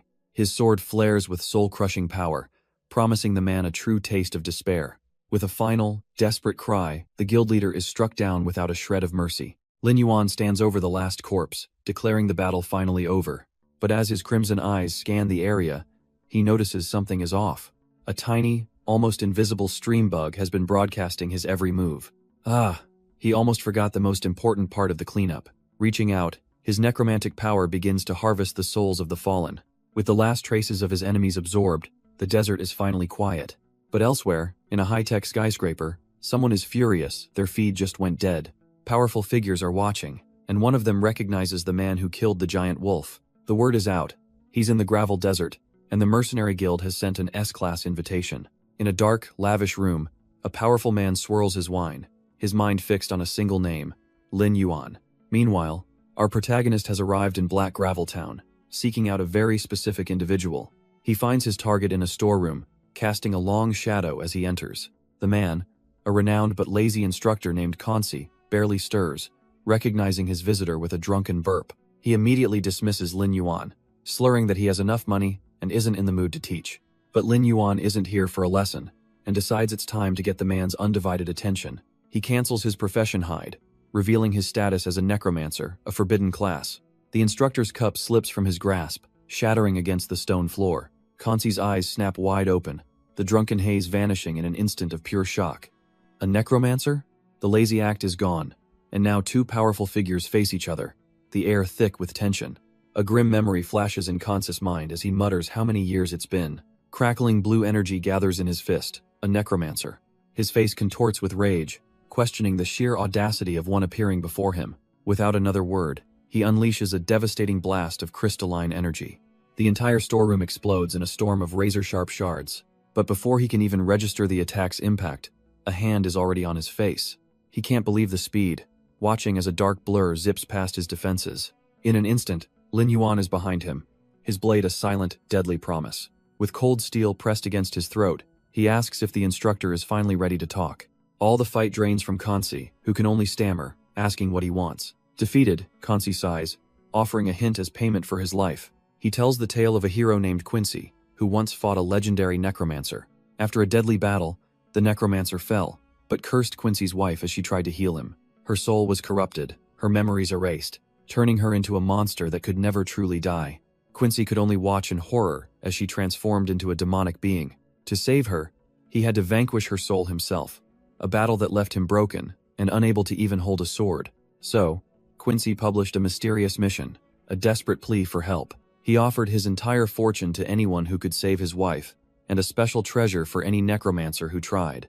But this was all a trap, a way for Quincy to bait and punish every necromancer he could find. To this day, all 123 adventurers who accepted that quest have never returned.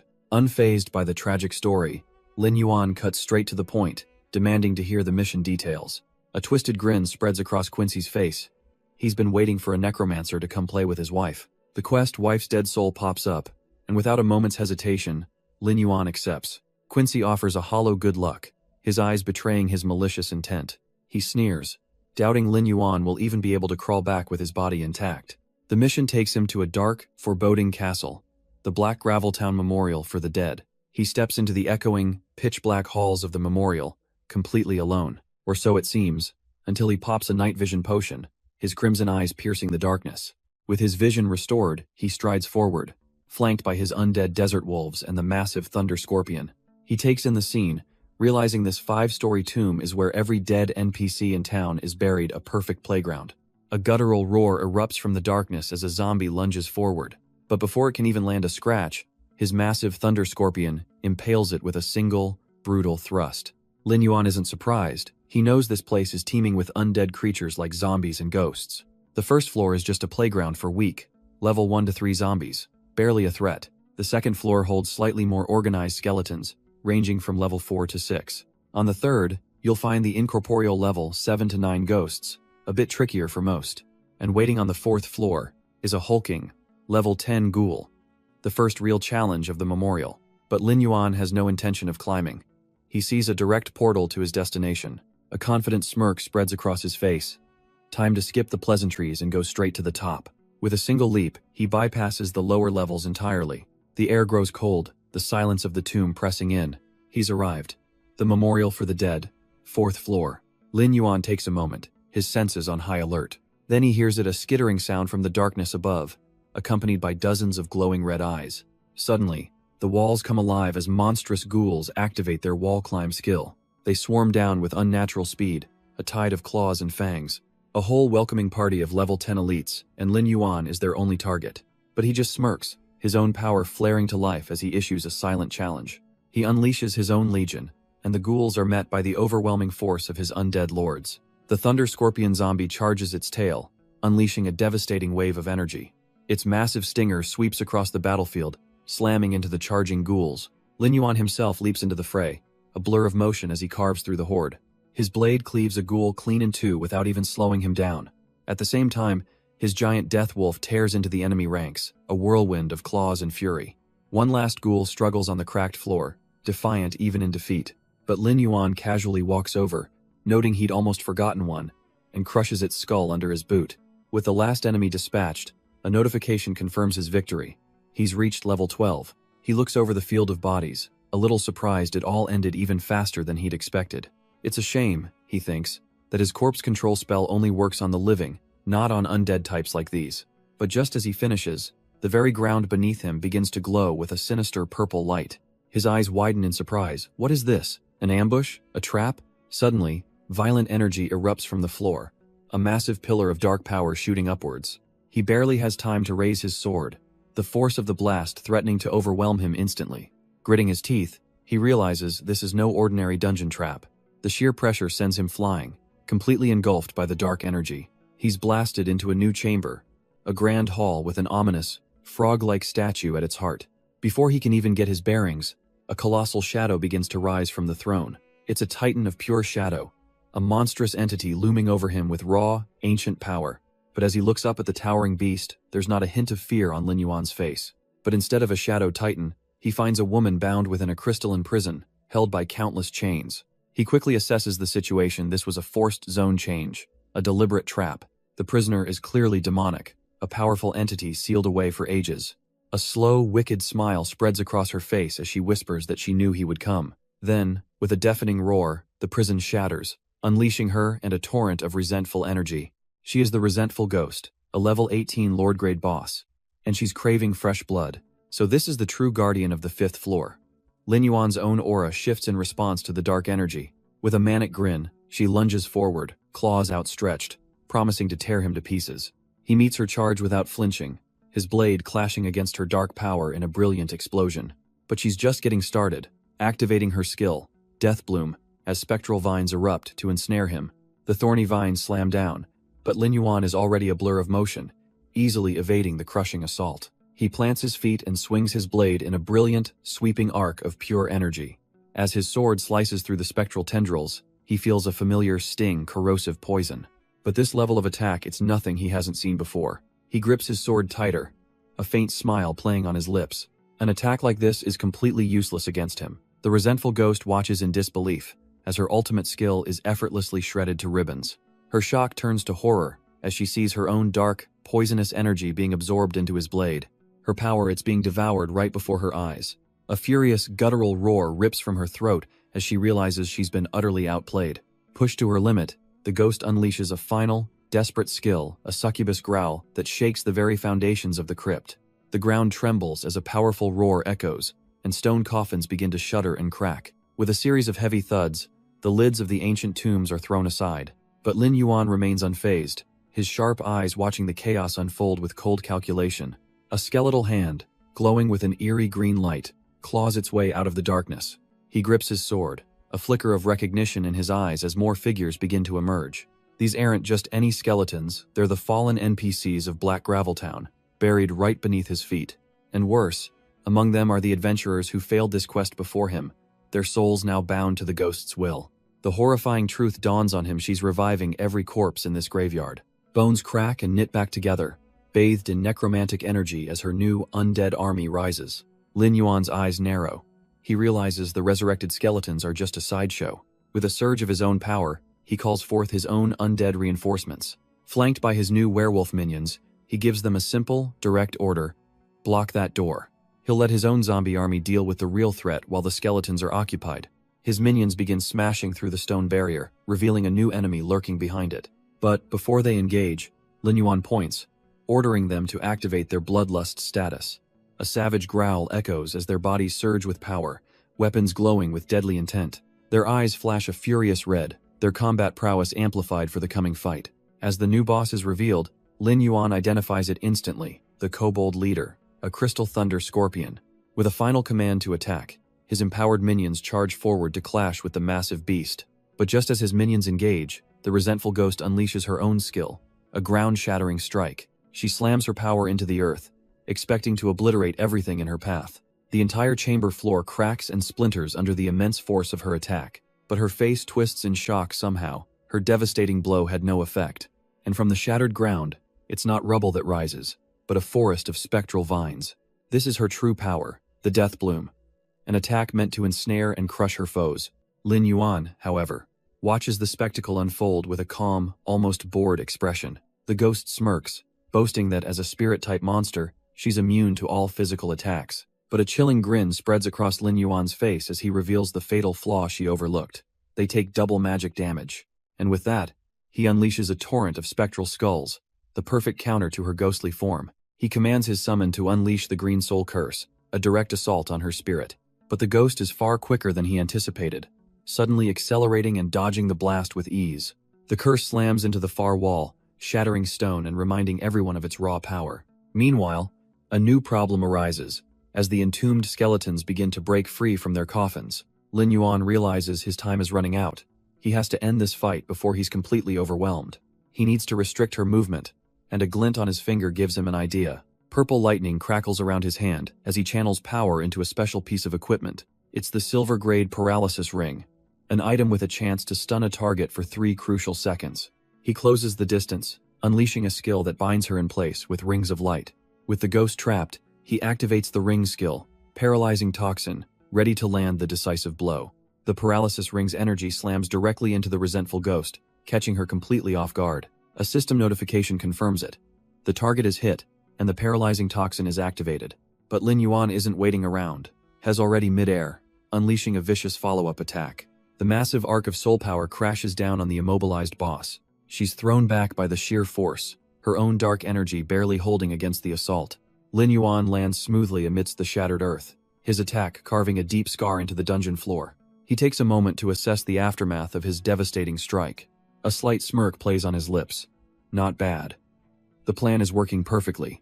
Just as he predicted, the curse had already slowed her down, and now he summons his trump card. The giant death wolf lets out a deafening howl, and the resentful ghost is stunned once again. With his hair and cloak flaring with power, Lin Yuan knows 5 seconds is all he needs. He becomes a blur of motion, a living storm of sword strikes aimed at the helpless boss. Each slash connects, tearing through her defenses as the damage numbers stack up relentlessly. But this only serves to enrage her, a guttural snarl twisting her face in pure hatred. With a final, desperate roar, she forces her broken body to move, unleashing her own dark power. Lin Yuan's eyes widen slightly. A new skill activates. Corpse explosion. A violent wave of purple energy erupts from the ground around her. The blast expands in an instant, a devastating detonation of raw necromantic force. The dungeon floor is scoured clean, leaving nothing but scorched rock in its wake. But from the lingering smoke, a sinister green miasma begins to rise, twisting and coalescing. Lin Yuan instantly grasps her desperate plan. A corpse explosion meant to collapse the entire tomb. He takes a quick tally. His zombie army is down by 2/3. A steep price to pay. But with the boss kneeling and spent, his eyes harden. It's time to end this. He surges forward, unleashing a final, devastating soul attack wreathed in spectral skulls. The very air shrieks as the overwhelming green energy tears through the chamber. It slams into the resentful ghost, her final scream cut short by the blinding light. System notifications flash one after another, her health bar crashing to 0. It's a kill. His boots touch down softly on the now silent, scorched earth. Looking down at her fallen form, a single thought crosses his mind. Is it finally over? But as the dust settles, he feels a strange, gentle energy gathering around him. From the lingering purple mist, a spectral figure emerges, the true spirit of the ghost, now at peace. With a final, serene smile, she thanks him for his help as her form begins to dissolve. He watches her fade, a wisp of light drifting down from her dissipating soul. It solidifies in his palm, forming a small, unassuming ring, a mission item, a symbol of her love. He stares at it, a little disappointed. Was this single ring really the only reward for such a tough fight? But just then, a dark purple aura flares up, and a mysterious book materializes before him. His eyes snap open wide, completely caught off guard by this unexpected second drop. A sinister, skull-faced grimoire floats in the air, radiating an ancient and powerful energy. He examines the grimoire, realizing it's a skill book for corpse explosion, exclusive to necromancers.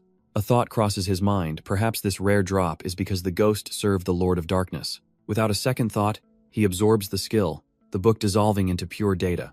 A column of brilliant teal light erupts as the gold-grade skill is logged into his system. He can't help but feel a little smug. Though it consumes his zombies, the raw power is a fantastic addition.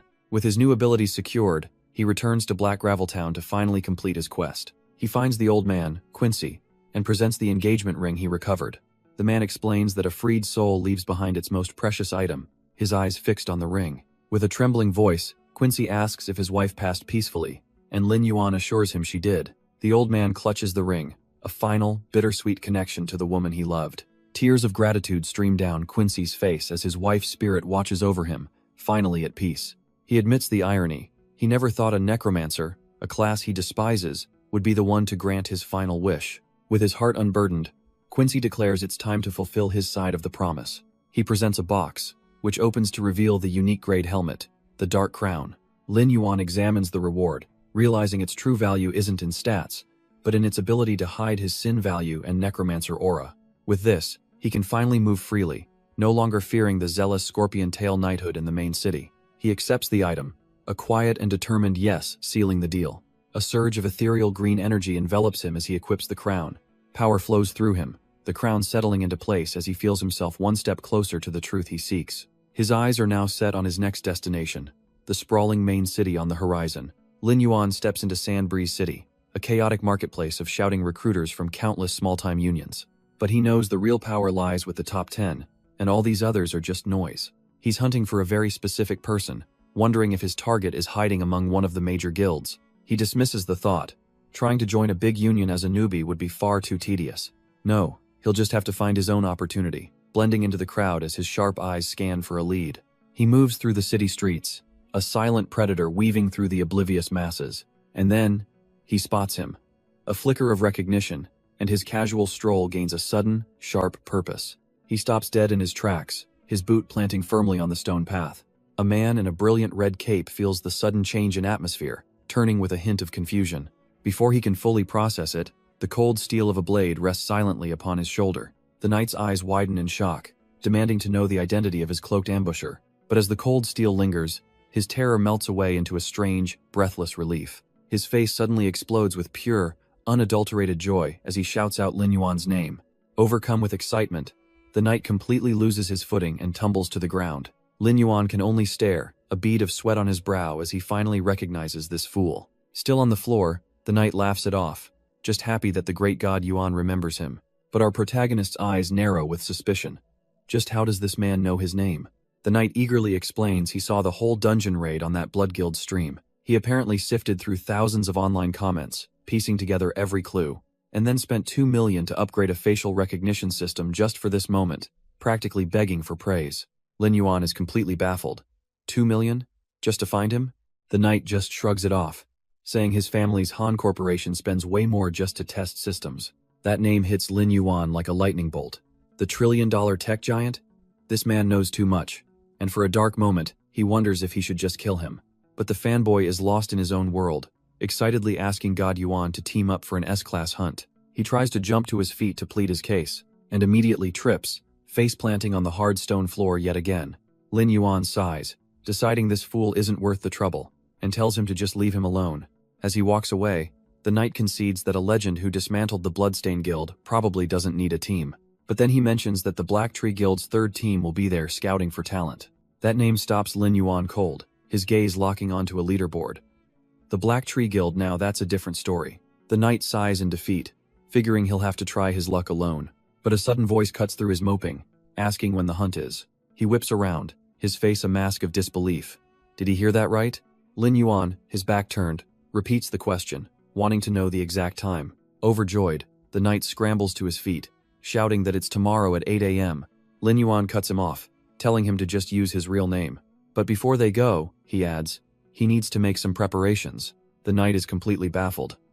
Preparations? For what?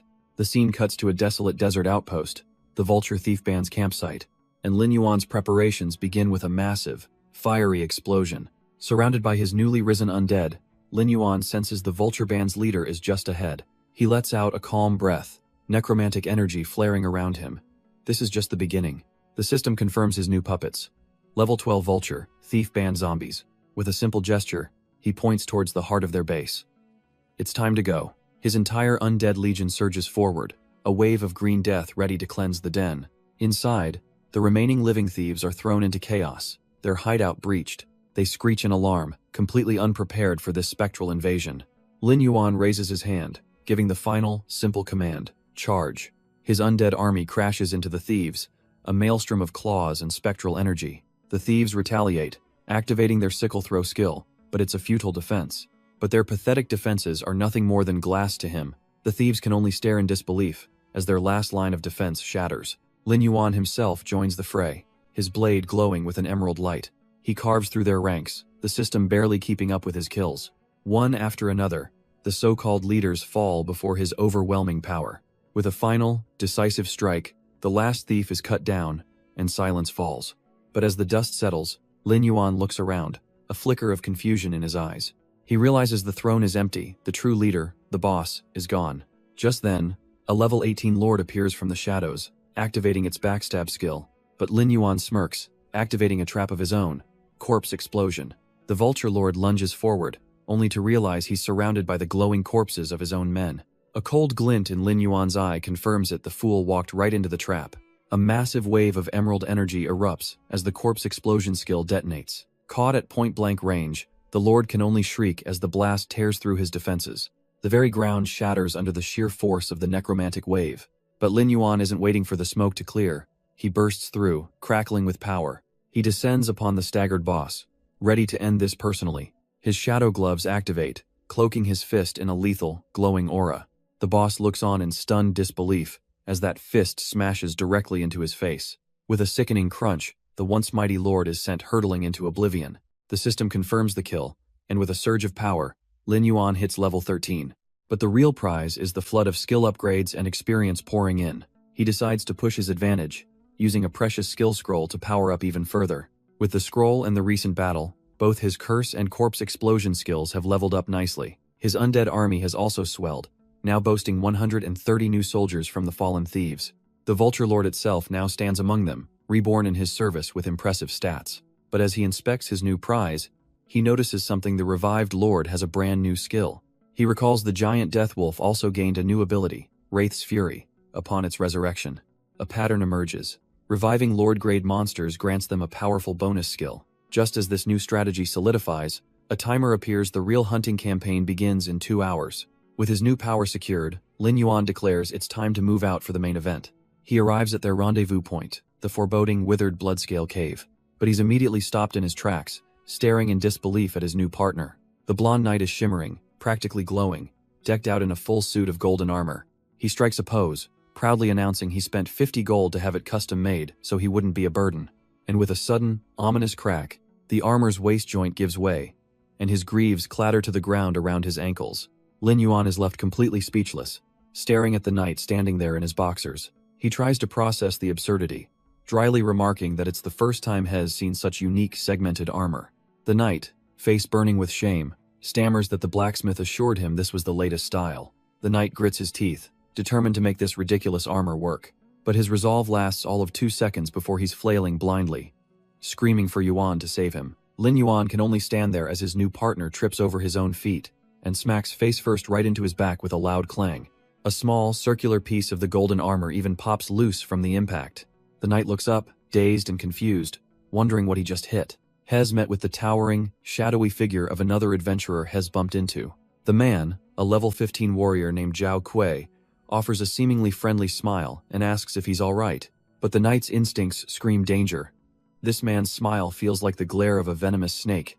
Before he can even process the threat, a hand clamps down hard on his shoulder. Zhao Kui mockingly suggests the knight should probably take off that ridiculous golden armor. But as he smirks, his eyes drift past the flustered knight and lock onto the cold, piercing gaze of Lin Yuan, standing beside him. The warrior's smile vanishes, replaced by pure irritation. Who does this kid think he is?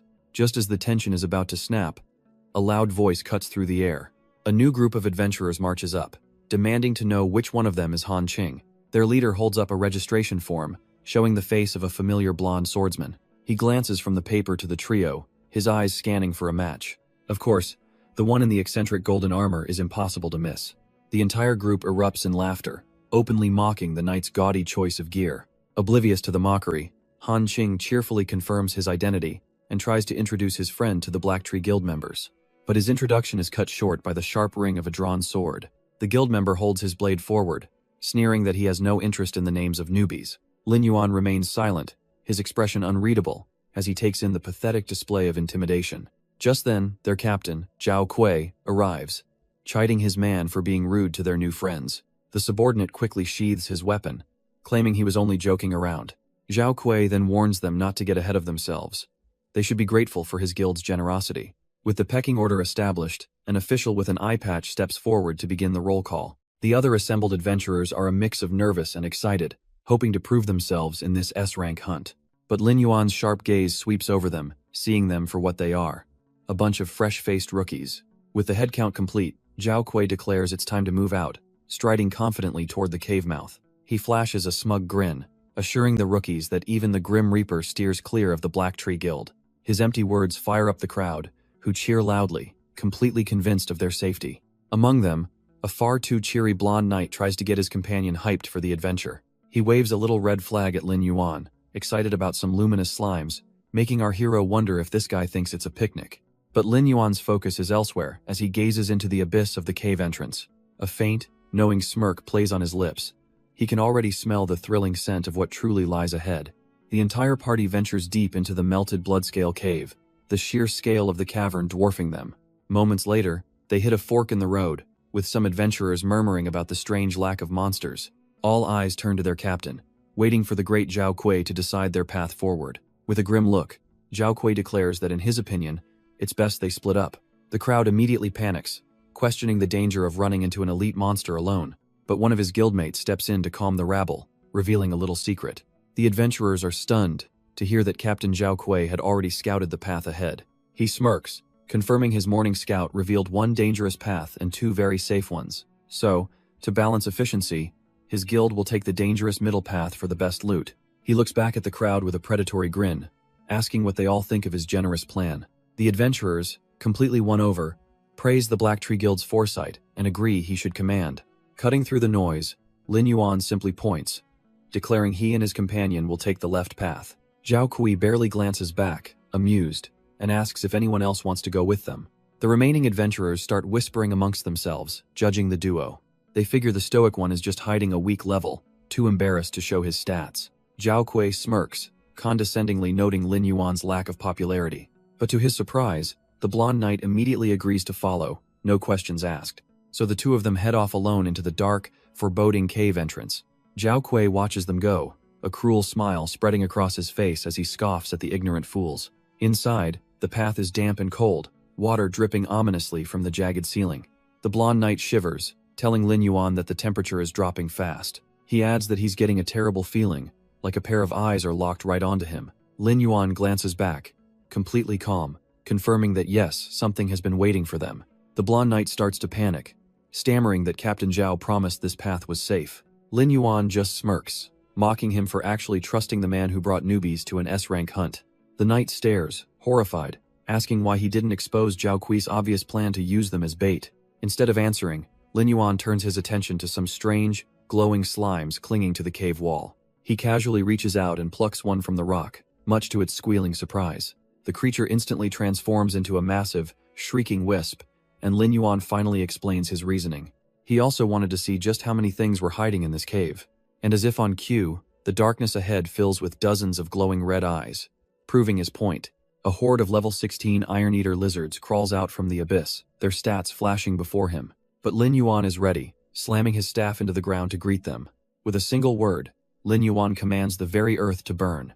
A colossal fire dragon erupts from his staff, swallowing the charging lizards in a vortex of flame.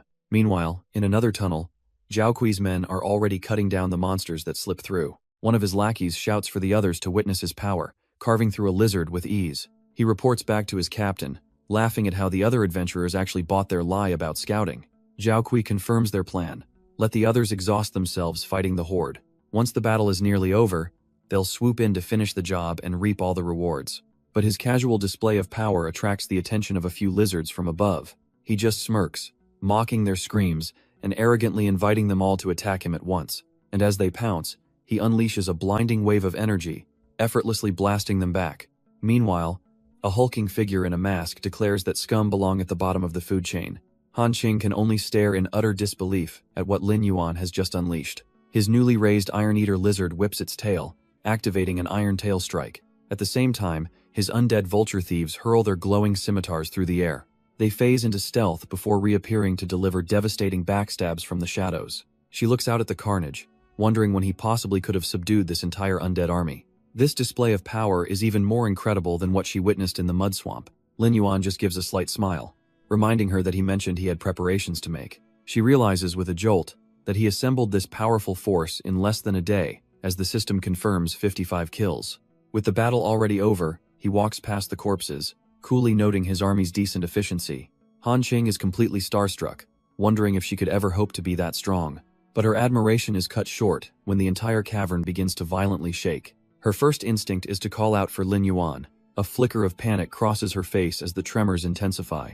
Seeing him occupied, however, she decides she must be useful and investigate on her own. She cautiously follows the source of the rumbling deeper into the darkness. Suddenly, her feet plant firmly as the vibrations cease. She looks up, a sense of unease washing over her as silence falls. In the next instant, a monstrous red tail smashes down right in front of her. The shock of the ambush leaves her frozen, her eyes wide with terror. The enormous fleshy tail looms over Han Qing, dripping with some unknown fluid. Her mind goes blank, unable to process what kind of monster this could possibly be. It whips towards her with incredible speed, and she barely has time to brace for impact. The force sends her flying, her sword clattering away as she screams for help. Before she can even recover, the appendage splits into a vicious pincer. It wraps around her midsection, squeezing the air from her lungs. She's completely helpless, dragged across the stone floor like a rag doll. Trapped in its grip, A single thought crystallizes in her mind. This is the end. But in that final moment, a flash of brilliant teal light slices through the darkness. Lin Yuan appears, effortlessly severing the tail, mocking the beast for daring to act up in his presence. The severed limb explodes in a shower of gore. But there's no time for relief as Lin Yuan grabs Han Qing by her collar. With a powerful heave, he throws her clear of the danger zone. She lands hard, coughing, and desperately tries to warn him about the massive creature. Just then, the entire cavern floor begins to crack and shatter under immense pressure. A look of pure terror washes over Han Qing's face. It's too late.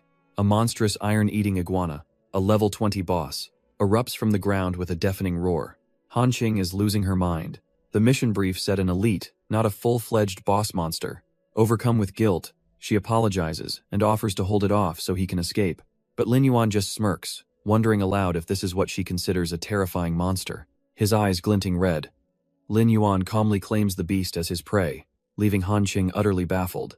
The iron-eating iguana lets out a furious roar, digging its claws into the stone, ready to fight. But Lin Yuan simply leaps forward, sword in hand, promising to finish this quickly as Han Qing watches in disbelief. He commands his undead vulture thieves to attack, sending them swooping down from above. A volley of spinning, spectral sickles slices through the air, aimed directly at the massive boss. But the beast is fast, activating its skill, a powerful iron tail sweep to defend itself. Its armored tail whips around, deflecting the sickles with a deafening clang of metal on scales. This was exactly what Lin Yuan was waiting for. The monster's defense created a perfect opening. Soaring above its head, he unleashes a powerful technique, the Azure Spirit Seal. A storm of spectral skulls slams into the iguana, engulfing it in a massive, concussive blast. Lin Yuan lands smoothly, his spectral sword humming with residual power. But the iron-eating iguana still stands, its armored hide barely even scorched. His eyes narrow in calculation.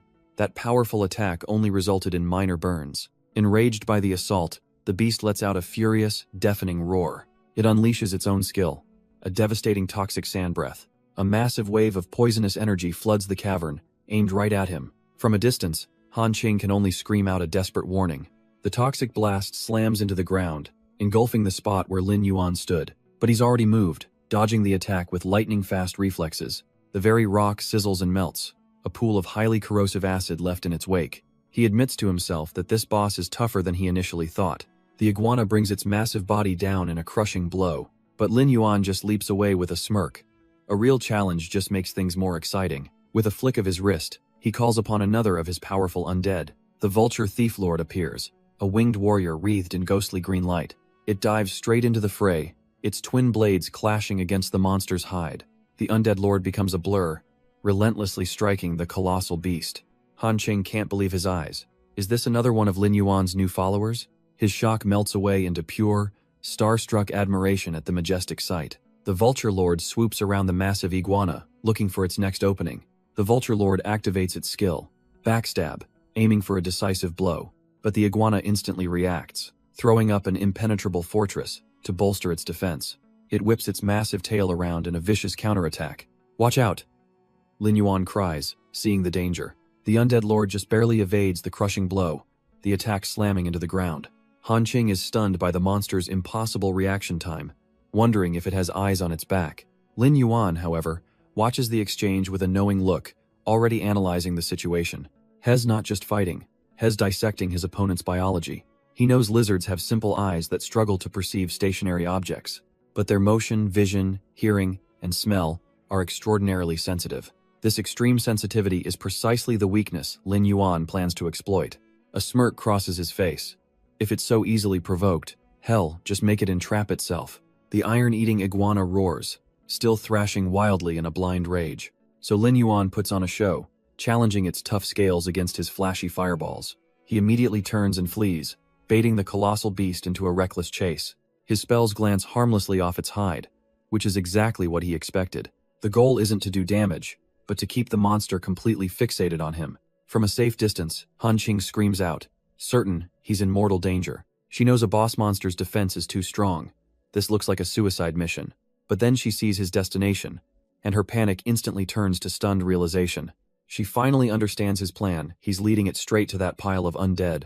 The corpses of the iron-eater lizards he'd slain earlier, now reanimated and waiting. Lin Yuan sprints directly towards his macabre trap, the iguana thundering right behind him. He dives between his undead minions, a hair's breadth from their snapping jaws. With a confident smirk, he knows the perfect moment has arrived. He plants his foot and pivots sharply, sliding out of the way at the last possible second.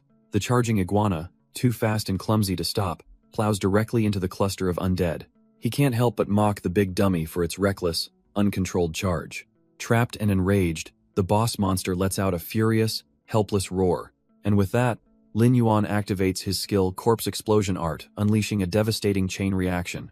The explosion pays off, and with a confident glint in his eye, Lin Yuan confirms the armor has been breached. Staggering from the blast, the iron-eating iguana lets out a pained, furious roar. But Lin Yuan gives it no time to recover, kicking off the ground with explosive force. His vulture lord directs him from the sky, telling him to strike from the left. He lands with a sharp pivot, a phantom of motion on the battlefield. The iguana's massive claw slams down, missing him by a hair's breadth. He's figured it out, the beast has a weak point, unable to focus on two sides at once. On the opposite flank, his undead summon prepares its own deadly assault. The vulture lord lunges, its massive claws raking across the iguana's side. With the monster completely distracted, Lin Yuan descends from above for the final blow. Reflected in the beast's eye, Lin Yuan descends, promising this one strike will be its last. He unleashes a blinding column of power, a final judgment for the monstrous creature. The attack slams home a perfect weak point hit right down its gullet. With the boss defeated, a flood of notifications confirms his success. He's now level 14. But a few minutes later, the cavern glows with an eerie green light as the iguana's health rapidly restores. Lin Yuan is using Dark Curse, not to deal damage, but to mend his brand new undead servant. He notes with satisfaction that another skill scroll will push Dark Curse to level 4. Sacrificing his lesser undead for this prize was a trade he'd make any day. Its eyes snap open, no longer filled with rage, but with the cold, empty light of a necromancer's puppet. From now on, Lin Yuan declares, this colossal beast will serve as his shield. While Han Qing sits in a mountain of loot, absolutely stunned by their massive haul, Lin Yuan interrupts, his gaze fixed elsewhere. He tells him not to celebrate just yet. There are still rats to kill. He's referring, of course, to the other party, who have just finished clearing their own mobs. Their leader, Zhao Kui, scoffs at the pathetic monsters, deeming them unworthy of his attention. His subordinates eagerly praise his strength, suggesting they go steal the boss loot now that the other fight is over. But Lin Yuan has already set his trap, a single, decisive stomp on a nearby corpse. As the arrogant trio moves in to collect the corpses, they walk right into the lion's den. The ground suddenly erupts beneath them in a violent explosion of crystalline shards. The ambush is sprung perfectly, catching the entire squad completely by surprise. Enraged and trapped, Zhao Kui roars, demanding to know who dares to ambush the Black Tree Guild. And from the settling dust, a figure calmly walks into view. Lin Yuan emerges, explaining he wasn't collecting corpses, he came to collect them. Zhao Kui's men are in disbelief, sputtering that they were supposed to be dead, devoured by the iguanas. Han Qing furiously points an accusing finger, disgusted that the Black Tree Guild would use players as bait. But his subordinate just scoffs, sneering that it's an honor for scum to die for their guild's glory. Zhao Kui glares, annoyed they survived, figuring they just got lucky while other poor souls took the heat. Disgusted by their shamelessness, Han Qing can barely contain her rage. The more Zhao Kui looks at this kid, the more annoyed he gets. It's time to put him down for good. He dismisses their survival as a ridiculous stroke of luck. But now, as his man swings a heavy flail, he roars that their lucky streak is officially over. The massive flail comes crashing down, but Lin Yuan is faster, shoving Han Qing out of harm's way. He meets the brute's gaze, his own eyes glowing, mocking the idea that this oaf could handle them alone. With a grunt, the warrior puts his full weight into the swing, aiming to crush him. But Lin Yuan dances away, the heavy weapon only managing to shatter the ground where he just stood. He lands perfectly, sword held high, ready to turn the tables in an instant. The flail user just scoffs, thinking this is all some kind of pathetic little show. That is, until a torrent of spectral green skulls erupts from Lin Yuan's very being. The warrior is completely blindsided as the ghostly swarm engulfs him in a flash of green light. A thick, eerie smoke suddenly blankets the entire area after the impact. Frustrated and confused, the warrior scans the fog, wondering where his target vanished. But Lin Yuan was never the target, he was the trap, easily parrying the attack from the real foe, Zhao Kui. He scoffs that those who live by luck alone are destined for an early grave. With a single plunge of his sword, he completely dispels the magical smoke. He stands alone, musing that such people must always sleep with one eye open. A dark memory flashes through his mind, a reminder of what happens to the weak. But in that brief moment of reflection, his instincts scream a warning, because for scum like them, their worthless lives can end at any moment. The flail user appears from nowhere, bringing his weapon down for a fatal blow. Watching from a distance, Han Qing can only scream his name in absolute horror. But two more of Zhao Kui's lackeys step forward, blocking her path and telling her it's their turn now. But Lin Yuan just looks up, completely unimpressed, stating he doesn't have time to play games. The flail user roars, telling him to get on the ground and accept his death. But the killing blow never lands. The chain stops dead in its tracks. Lin Yuan's hand is wrapped around it, his grip like solid steel. The attacker's arrogant grin vanishes, replaced by pure, unadulterated shock. A wicked smile spreads across Lin Yuan's face. He muses that he now has a rough idea of the power level of the Black Tree Guild's third team, and with that single, effortless motion, he stops the entire assault cold. A sharp crack echoes as Lin Yuan's grip tightens, shattering bone. The hunter has just become the prey, and his eyes glow with a predator's light. With a flash of green energy, Lin Yuan follows up with a devastating kick, sending the man flying. The flail user crashes hard into the ground, his two subordinates watching in disbelief. Coughing, the attacker glares up, admitting through gritted teeth that he badly underestimated his opponent. His humiliation quickly boils over into fury as he screams for his allies to attack together. Snapping out of their stupor, his teammates roar in agreement, ready to overwhelm this lone fighter. The three of them leap into the air, launching a coordinated assault from all sides. But Lin Yuan just looks up, a cold smirk on his face. In his eyes, rabble is still rabble. A massive wave of icy power erupts from the ground, blasting the trio back before they can even land. They're thrown into the air, their confident charge turning into a panicked, helpless tumble. And just as they try to recover, a horde of undead monsters materializes, swarming them in a storm of claws and wings. The captain's eyes widen in horror, realizing he's facing something far beyond a normal summoner. But it's too late for regrets as Lin Yuan unleashes a new spell, sending a volley of screaming, spectral skulls flying forward. The ethereal projectiles slam into the warrior with devastating force, blasting him off his feet. His body crashes to the ground while Lin Yuan's undead vultures pin his limbs, leaving him completely helpless. With a boot planted firmly on his back, Lin Yuan stands over the defeated captain, a silent victor. The man desperately tries to save himself, warning Lin Yuan that the Black Tree Guild is not an enemy he wants to make.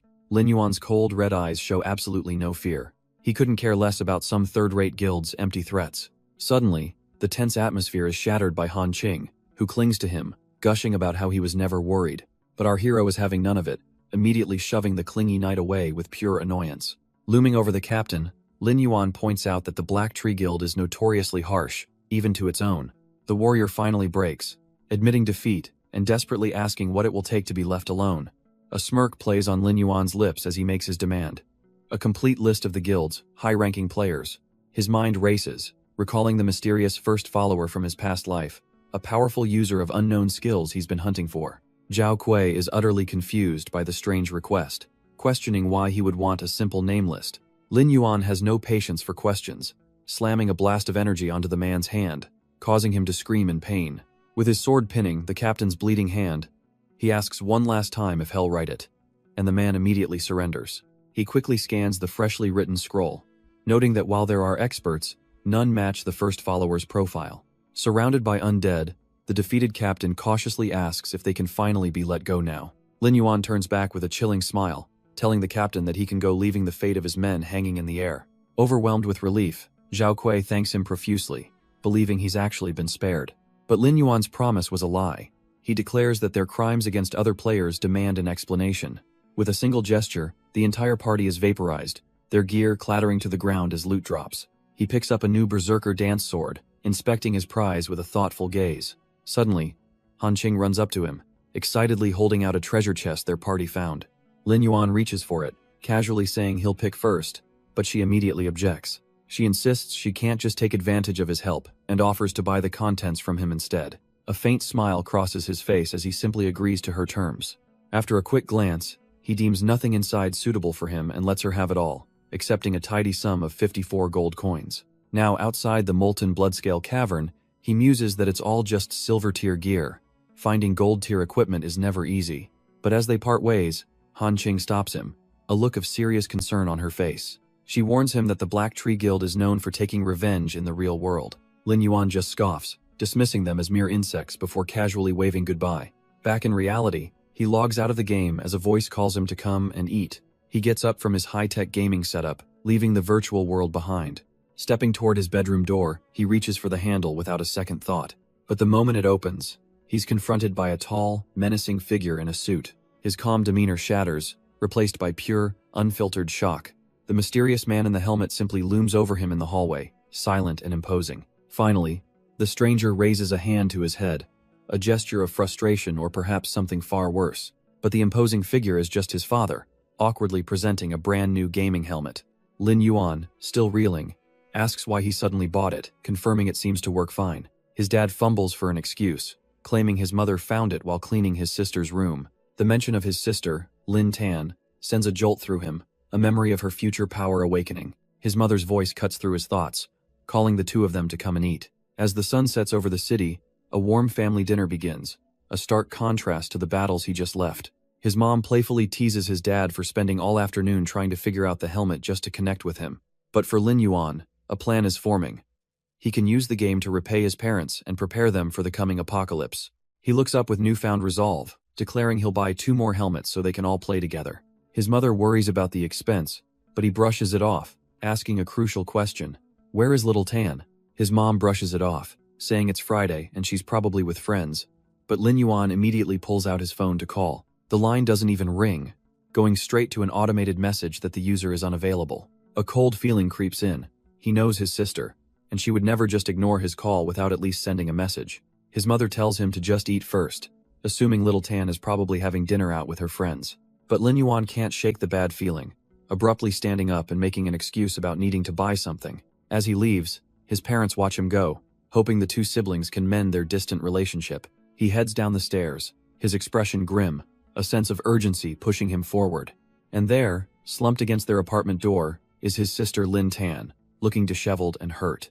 He stops dead in his tracks, the cup noodles he bought as an alibi feeling suddenly ridiculous. All he can do is stare, utterly shocked, as he asks what in the world happened to her. She warns him it's none of his business, ordering him not to tell their parents or call the police. And with a sharp slam of the door, she's gone, leaving him alone in the hallway. Lin Yuan stands there, the cup noodles forgotten in his hand as a dark realization begins to dawn. His mind flashes back to his past life, remembering a powerful and mysterious group, the System Organization. It was led by a so-called prophet who could sense the system's chosen few and send out invitations. In the game, their power grew at an impossible rate, making them an invincible force. But their influence bled into the real world, their actions unpredictable yet sometimes strangely heroic. He remembers now little Tan was invited to join them, taking on dangerous missions she never spoke of. Staring at her closed door, a cold dread fills him as he connects her bruises to that very organization. He quietly pushes her door open, his eyes glowing with intensity, determined to find the truth. He makes a silent vow. Even if it is the System Organization, this time, he absolutely will not let his sister get dragged into their schemes again. With that grim promise, he heads out into the city streets, a predator on the hunt. And just as he suspected, his gaze locks onto something familiar. It's a quiet little tea shop, the perfect place for a secret meeting. He ducks behind a pillar, peering through the glass to confirm his fears. Just as he thought little Tan is in there with them, but he's too far to hear and can't risk being seen. Time for a more direct approach. He recalls an old skill, focusing his energy to activate stealth. His body shimmers and fades from view. His level 3 stealth only gives him a tight 5-minute window. Now, completely unseen, he silently approaches the entrance and comes to a halt. Inside, his invisibility holds perfectly as he gets a clear view of the table. A man named Hao Chen is giving a grand speech, trying to recruit a very intimidated Lin Tan. He warns of a catastrophe coming in 3 years, painting his group as the world's only hope. The weight of his words leaves Lin Tan completely stunned and silent.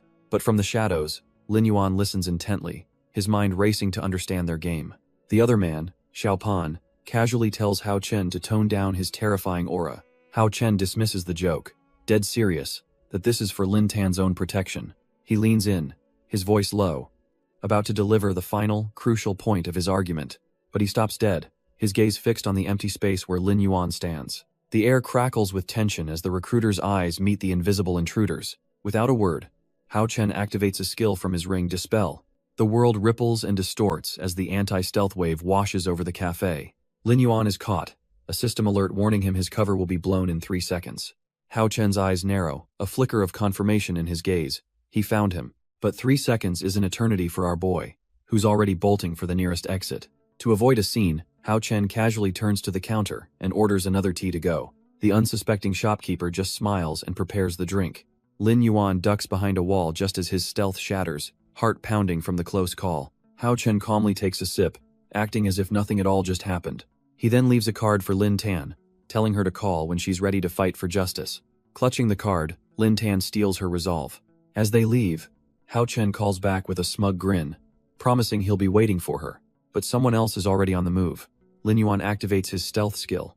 He glides past the completely oblivious shopkeeper, a ghost in his own shop. Making it outside, he thinks he's in the clear, but his pursuers are still nearby. Then, a rookie mistake, he accidentally kicks a discarded cup on the ground. Lin Yuan freezes, his heart sinking as he realizes what he's just done. The dark liquid splashes violently, a clear disturbance in empty space. Hao Chen stops dead in his tracks, a knowing look on his face. Just as he suspected, and to make matters worse, a system alert pops up. Lin Yuan's stealth is about to end. Time is up. As his stealth flickers away, Lin Yuan is exposed for a split second, but Hao Chen just misses it, taking a final step past the kicked cup. He looks around, seeing nothing, and the two of them continue on their way. Chalking it up to paranoia, Hao Chen tells himself he's just been too on edge lately. Xiaopan teases him, more interested in whether the girl they're after will join them. Hao Chen is confident, stating that the seer's prophecy has never been wrong. From the safety of a nearby rooftop, Lin Yuan watches them disappear into the crowd. He reflects on the encounter. That group is far more dangerous than he ever imagined. If his forbidden ability is exposed, he'll have no place in the immortal world to come. Meanwhile, somewhere else, the very girl from the prophecy holds a mysterious card. His sister, Lin Tan, is standing outside, her expression unreadable as she stares at her phone. But her solitude is broken as she looks up, completely stunned to see who's approaching. It's Lin Yuan, casually holding a bag of takeout, saying he was just passing by. She turns away, flustered, trying to brush off his concern. He insists, explaining that he bought food so their mom wouldn't have to cook so late. He simply tells her it's time to go, leaving her to wonder at this sudden change in him. With a simple word, he leads the way back home. Lin Tan follows, still processing this new, considerate side of her brother. They walk in the door to their mother's worried questions, but Lin Tan just brushes past, heading for her room. Their mom then turns to Lin Yuan, offering to cook, completely unaware of the subtle shift in her children's dynamic. Back in her room, Lin Tan shuts the door, finally alone with her thoughts. She lets out a heavy sigh, the strange events of the day weighing on her. What has been happening lately? Her mind is a mess as she walks towards her bed. Lying down, she realizes that ever since starting that game, her life has been spiraling into chaos. Her memory flashes back to a terrifying moment, her friend screaming for her to run and save herself. Lin Tan could only look back, her avatar frozen in fear, as her party leader held the line. The monster was a level 5 long-bladed mantis, far stronger than they ever anticipated. Its scythes came down in a blur of green light, a deadly dance aimed right at her. But her friend's eyes burned with resolve, shouting that she would block the attack. As the frontline fighter, she refused to let her comrades die, raising her sword for a final stand. With a final war cry, the warrior leader charged headfirst into the swarm of mantises. Her sword met the monster's scythe with a deafening clang, the impact shaking the very ground. But raw strength wasn't enough. The creature's power was overwhelming, pushing her back relentlessly. A brutal, sweeping strike sent her flying, a scream torn from her lips as the blow connected. Yet, in that moment of near death, a system notification appeared. A hidden ability had just been unlocked. As the power began to awaken, she coughed, still surrounded by the predatory insects. Finding a new well of strength, she gripped her sword, her resolve hardening like steel. She erupted in a whirlwind of slashes, deflecting every incoming blade with impossible speed. Her own eyes widened in shock at the power coursing through her, a desperate, last-second miracle. The assault finally broke, leaving her panting on a cliff's edge, momentarily safe from the swarm below. Her newfound power awakens, manifesting as the legendary Sword of Dawn.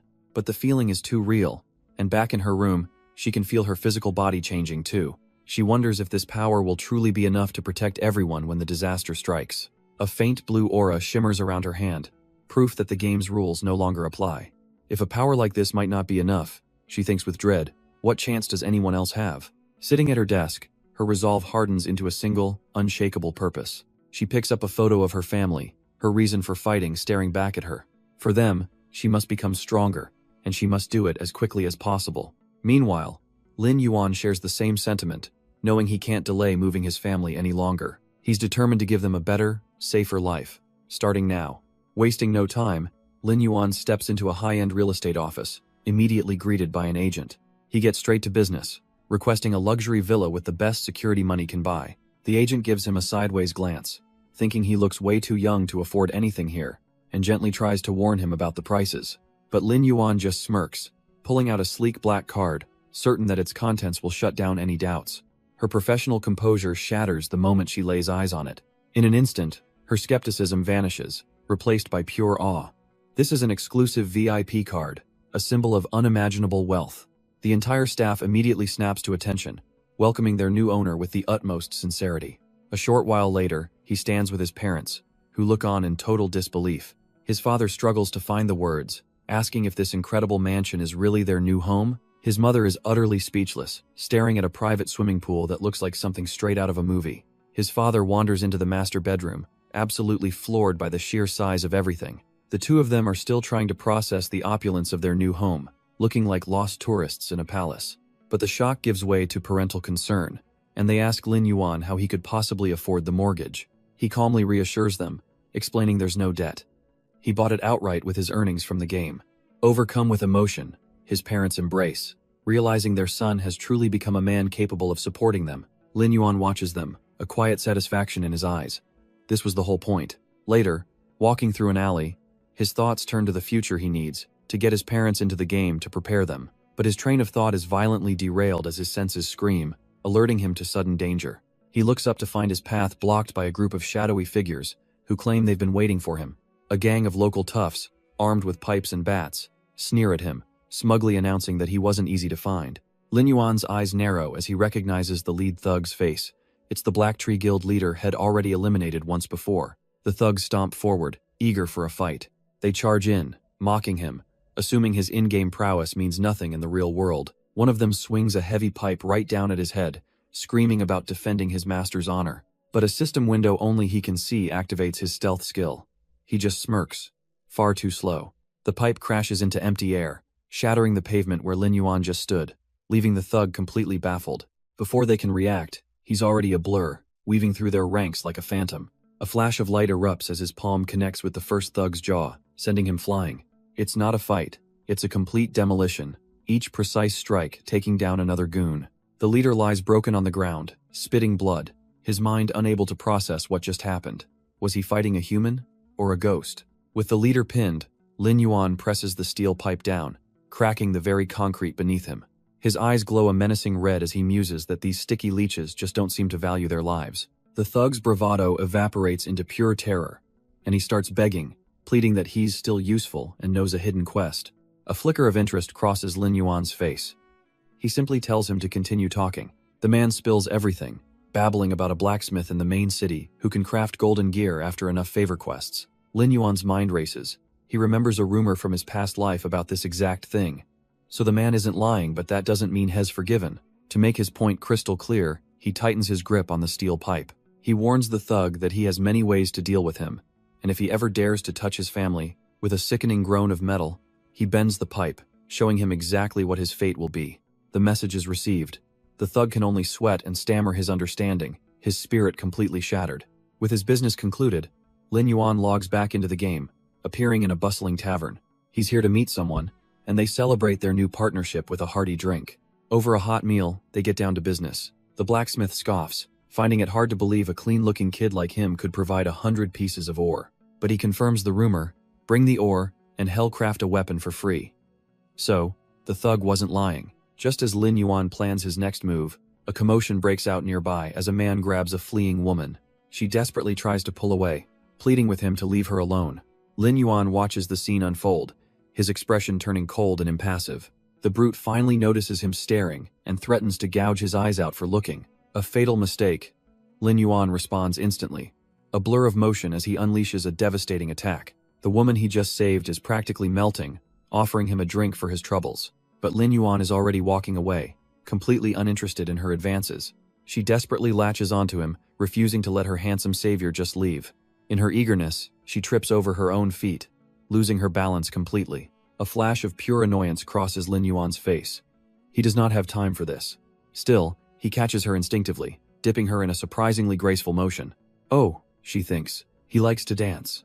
Her eyes sparkle with a total misunderstanding. Meanwhile, Lin Yuan is just thinking about what a complete and utter nuisance she is. He finds the nearest room, kicking the door open without a second thought, and unceremoniously dumps her on the bed, finally free of the distraction.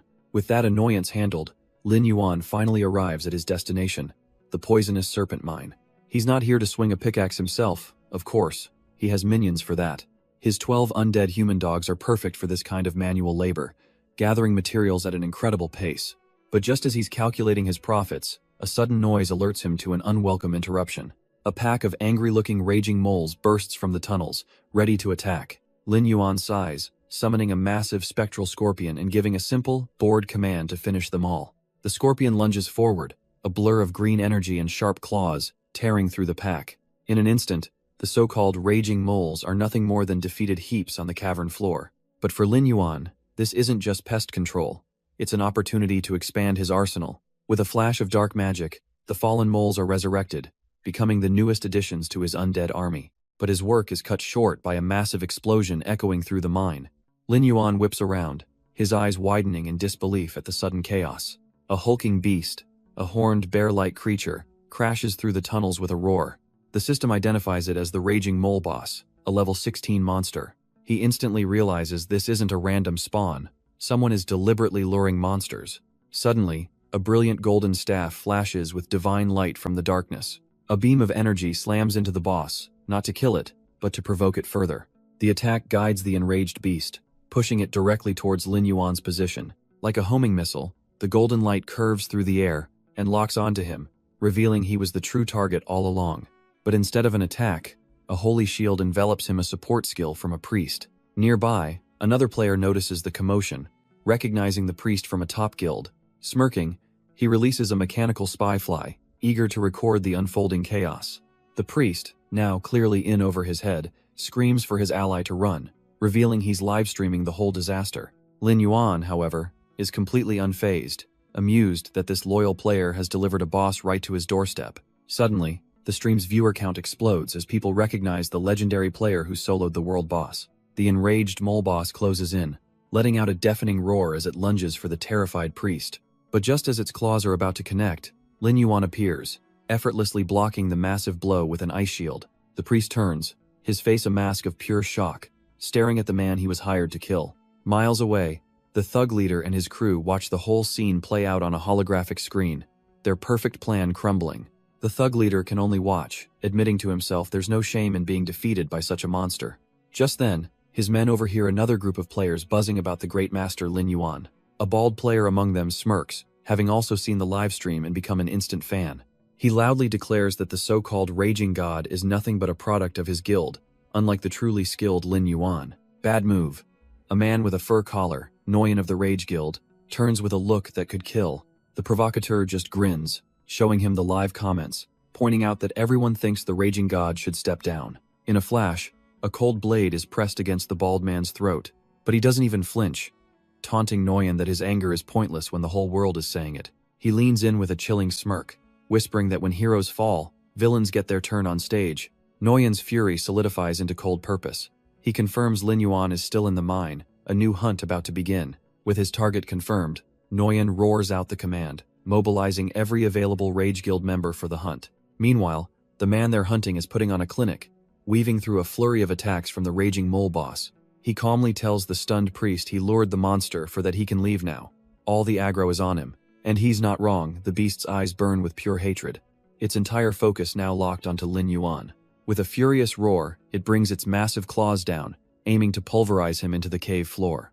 But Lin Yuan is already gone, a blur of motion as the ground shatters right where he once stood. His eyes flash a brilliant teal as he unleashes a powerful torrent of water magic, a skill no one has seen from him before. The attack connects, and his livestream viewers absolutely lose their minds, praising his godlike control and speed. The enraged boss smashes the ground again in frustration, its raw power cracking the very stone beneath it.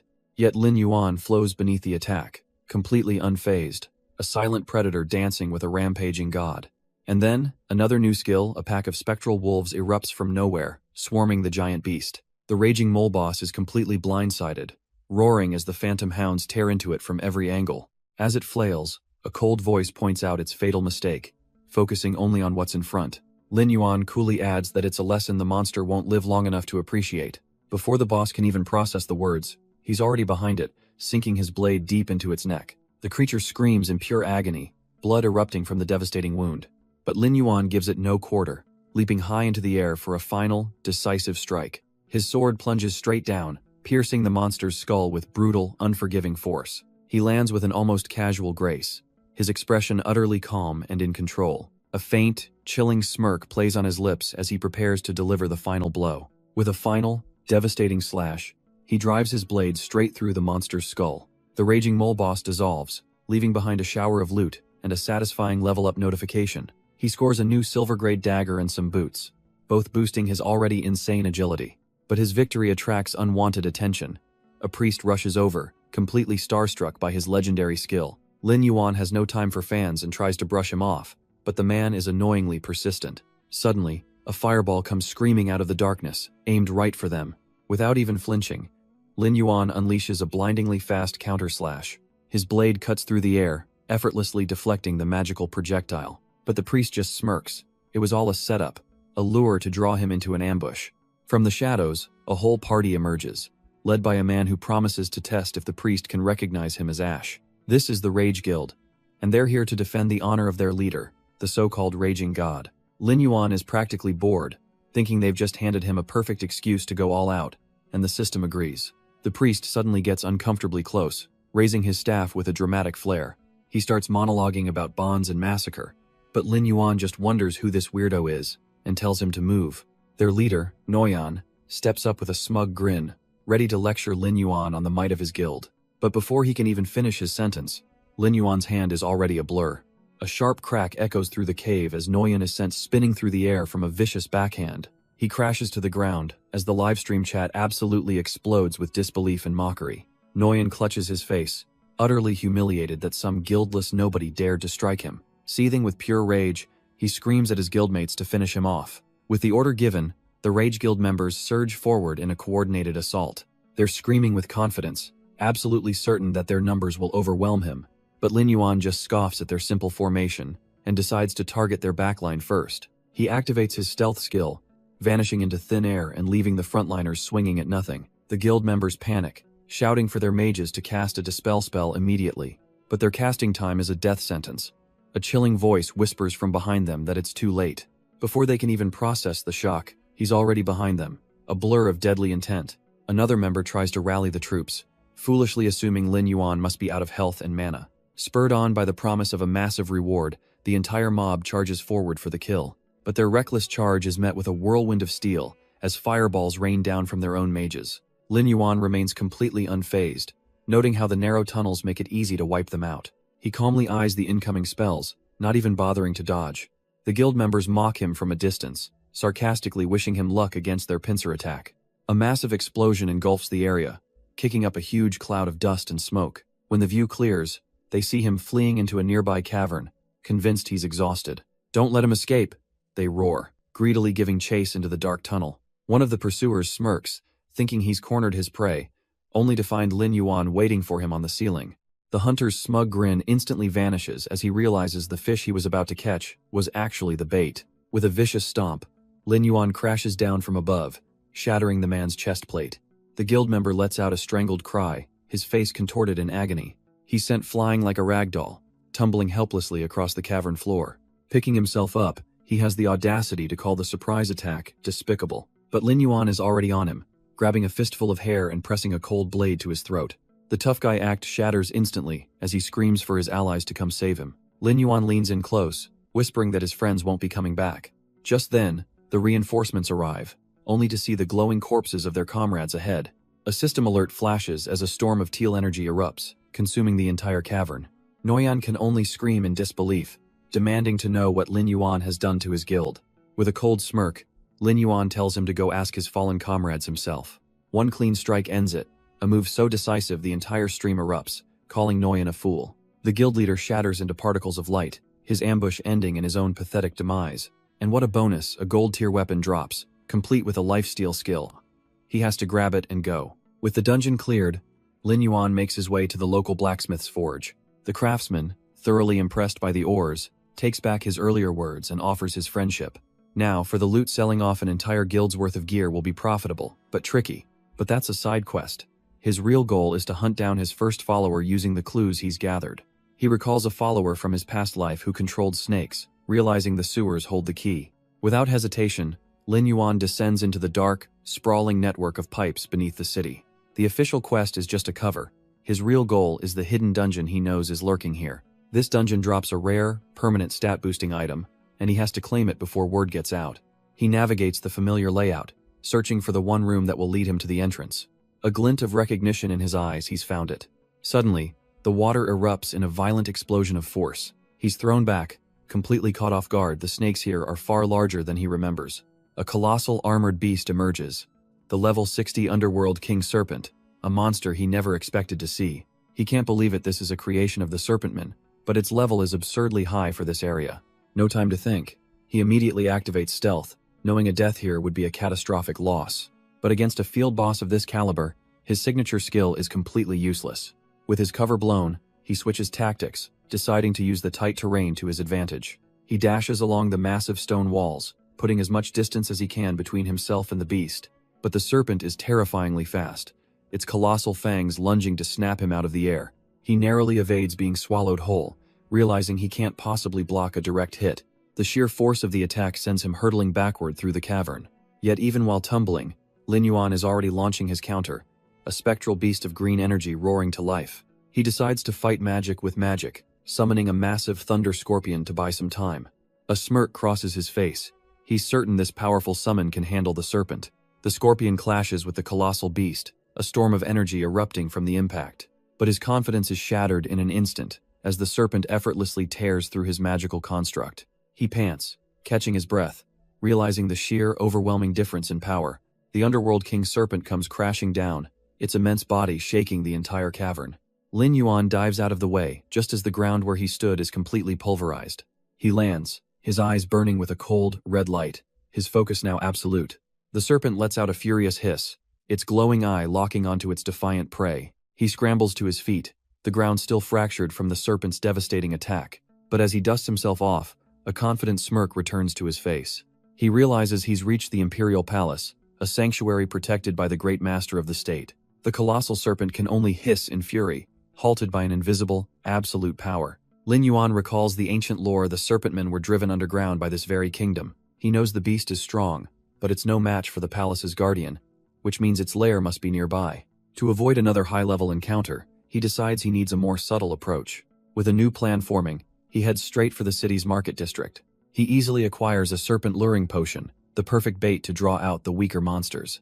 But just as he's about to set his plan in motion, a voice cuts through the crowd, claiming to have searched the entire city for him. A strange player approaches, and Lin Yuan immediately recognizes him. This is the guy the mine boss was chasing earlier. The man, calling himself son of a bygone year, is annoyingly theatrical, insisting their souls are connected, and sending a friend request. Lin Yuan couldn't be less interested, turning to leave as the guy pitches the idea of fighting monsters together. He's not taking no for an answer, trying to sell Lin Yuan on joining his super trio. The pitch gets even cornier, suggesting they could become the super quartet alongside someone named Lang Yu. And that name stops Lin Yuan cold. Lang Yue, in his past life, he was the leader of the second best guild in the entire city, a core member of the legendary Order organization. This isn't just a random player, it's a golden ticket. So, with his priorities instantly reshuffled, Lin Yuan accepts the request, promising to party up later and leaving his new friend ecstatic.